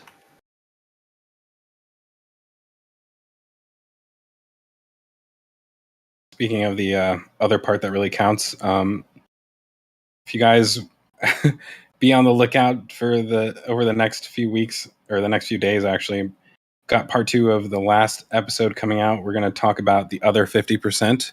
Elon gave Starship a 50% likelihood of launching, and we're going to talk about the other 50%. And now we're on hold. Son of... yeah, we're on hold. So I guess for relativity, this would be in the other 50%, but not necessarily. We're talking about what it takes to get to orbit successfully. But yeah, I thought it would be cool to mention what that other 50% is, because during other first-time launches, like with Falcon Heavy, we didn't really know what that other 50% was because Elon said kind of the same thing. But now we have, like, with way more eyes on this, we kind of have a better idea of like what they're actually worried about as far as failure goes. So I thought it'd be cool to cover that stuff. So be on the lookout for that. Anyways, now that it's on hold And potentially scrubbed now. and potentially scrubbed, let's maybe keep going and talk about the Deluge as well, right? Yippers? Yep. And I wanted to point out one thing on that image that we were looking at before. You could see the arms for the quick disconnect for the outer Raptor boosters. I'm really glad that at least one of them is still visible. Yeah. Well, I mean, the pipes, and I can kind of see a little bit of the structure back there and maybe a little bit of light, but that's about it. Yeah, they did a major amount of work on the inside. Everything that you guys are seeing on the outside also happened on the inside. So we're gonna also kind of talk about that hopefully before the first launch, but it's a big deal that all the stuff they've been doing. So I don't know, it kind of sucks in some levels because I feel like their first launch has been hyped to be on a certain date, and that kind of makes people like have negative feelings towards like, oh, they're not doing anything. But in reality, there's a ton of stuff going on behind the scenes, so it's nice to be able to like point out all of the work that they're doing every week. Well, so there's like the internal timelines, there's the Elon time. All of those things are towards the optimistic. Because if you, let's say, said, well, we're going to go ahead and launch this in 2030, you're giving you all the time in the world to build it and make it right. But 2030 is, good 7 years from now. You could do that, but it's going to cost you a lot more money because you're going to have to basically pay those employees, build the process, and it's going to have to be so robust. Now you can understand your process and build from the ground up, literally from the ground up. And that's what they're doing here for a lot of these pieces. Speaking of which, the Deluge system is one of those things where they should have built from the ground up, but they didn't. So let's jump into that. So they have been making some headway here, actually. A lot of headway. We've got, I counted at least 28 tanks. There's possibly more of these. I think you said 38. 38? That's what you said last night. If it was 38, if that's what you remember, my memory is not on so them good. really quick. I'll do a quick count while you're talking about what these are possibly used for. We're going to need to be able to see the upper ones too. I could see 2 of those. So There's just 2. I think there's more above it. Oh, geez. Okay, let's go here then. What? It's just those 2. Okay. All right. Anyways, ignore what I was saying. Go ahead and do your quick count. So these would basically be, I suspect, nitrogen gas, compressed gas tanks. So they're cylinders that hold high pressure gas. You can go up to in the realms of like 290 bar with tanks like these. I do not know the exact pressure that these will take, but 1 bar is 1 atmospheric pressure. A normal, let's say, oh shoot, I can't remember what the bar is now for an air compressor, but it was like the PSI was around 140, which was like, shoot, I don't remember. I'd have to look it up. While you're looking it up, if you look it up. So of the white tanks, there are 5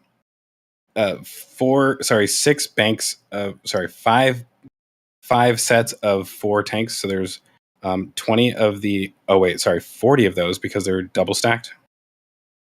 Wait, what? Yeah. There's 40 of those, of the white ones. You counted the white ones here? Yeah. Okay. I was talking about the black ones specifically. There's 36 of those. Okay. I counted 2 extras somehow then. Fun. Yeah. So you with the white ones, you get if they stack them all on top of each other, it's 5 rows of 4. If they stack these on top of each other, it would be 6 rows of 6. So it would be just a little bit taller. But so if you actually go over to the top of the GSE building, I knew where you were headed because I was thinking the same thing. Yeah, those are constructed similarly. Those they have like little bands that they're not bands. They're like cages, or what I should we call them cradles. Yeah, they like basically hold them all together. So these are essentially what we're looking at. We did think originally that some of these had already been like transitioned over to that state. There's one that's on a trailer near the area where the other pipes are being stored. You go up to the right a little bit. Sorry, I was just going to the wrong images here. Oh wait, this is the same image. Okay. The one on the trailer right there on the bottom left. Okay. With the truck delivering it. Originally we thought that was like, oh, this is what it looks like when they're combined, which could be the case, but this is not the same as what's on the roof of the other ones. This is like a this is just a trailer. It's a trailer with the same kind of cylinders, but we've seen these all over the place. So I guess zooming back out, what I think is happening there is it looks like it's like these. Very similar. These ones, it's a full row on top. Kind of, but if you were looking at it from if you're looking at it from the front, it would be like a triangular prism, right? Yeah. So there's like 2 on top, and then you got 3, and then another 3. So there's a total of 9 on this. Oh, that's probably 1, 2, 3, 4. So it could be 4, so it could be 10. But I think it's 3 and 3, but it could be 4, 3, and then 2.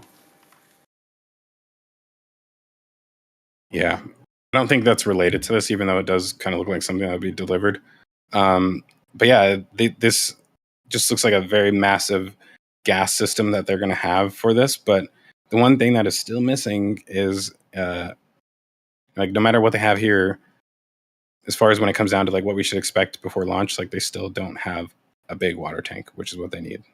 Yeah, I suspect it would go here. And I'm hoping it would look like 39As or be almost an exact copy, or the improvements that they needed to make for that. But yeah, this right now just says to me, we're going for some water deluge eventually with basically pressurized gas, and that would be it. So these would be normally water hammer tanks, and then this would also be part of that water hammer system. It also allows it to pressurize the tanks and get that fluid really moving at the beginning. So you've got this plus whatever pumps you might have, if you have any pumps. Your pumps might just be to put water in the tanks and to basically compress gases that get put into these. That's it. And they're off-site for at least this side of it, and then the water pump is the only one that's putting it in. So you only have one pump in that whole system. That's one direction you can go to really kind of slim it down and make it still effective. It's just gravity driven and pressure driven. So let's go back to the back of this site here, because there was still a bit we can actually touch on. They're putting a lot more conduit in. That's one of the biggest things we've seen so far this week. Also, a couple new pipes shown in that last image that are down here. Whoops, I thought I included those. But yeah, so those are not in that image either. I'm missing it. I guess I'll just go for the aerial that's large. Anyways, so these are the new pipes as well. So yeah, and we initially thought that those were moved from Sanchez, but those are brand new. Brand sticking new, or like bringing them over from 39A new? Well, we didn't see a barge come in, but we know that those were not part of what was delivered. Interesting. Yeah. We initially thought they were starting to move stuff over from Sanchez to here, but that's not the case. They just delivered these and brought them here. Which makes sense. I mean, there's no way you should expect to just deliver everything from pad 39A and then that's all you need to construct it. They got most of their material from there and they still need more. So yeah. And then 39A is going to have their own stuff, but it is interesting to see like the synergies there between what they're doing at 39A and Starbase here. It's generation 1 versus generation 2, and then they're also going to have generation 3 as well over at somewhere over at the Cape. And hopefully we'll have our second tower built as well here fairly soon this year, because the sooner they get that started, the better. The last piece on the water deluge side that we can talk about here is just a little bit more of this area is being worked on. But you could kind of see that's about it. And it's this guy right here is doing some of that work. And they're having a little puddle problem because the water levels are pretty bad. Like, here's the water table, and it's bleeding through over here. Low grade, yeah. Yeah. Hey Thomas, I sent a photoshopped image of the water deluge plates of how they might look like. Check it out, and if it's okay, you can show it. If it still needs modifying, then we won't show it then. No, we'll still show it. I will still show it, yeah. You're gonna still embarrass me. You shouldn't have sent it if you weren't confident. That's how we roll here. And Dave said 140 psi, 10 bar. It's probably lost in oh, there it is. And Dave says Looks pretty good. 140 psi, 10 bar. Well, that's right. I was going to mention that. I looked it up too, and I was looking at 130 for 9 bar almost. But yeah, that's cool. Thank you so much, Dave. But yeah, this is a really good representation, Mauricio. The other part that it's missing here would be the panel behind it. And that will have probably, I think, the slim one right here, and the longer ones, the longer rectangles, basically, like a normal rectangle for sure here, but this one would be the slim one because the trench is just right here in this direction. So you could only get a little bit in, and that's it. That's why that pipe was going to be so small, I think, on this one.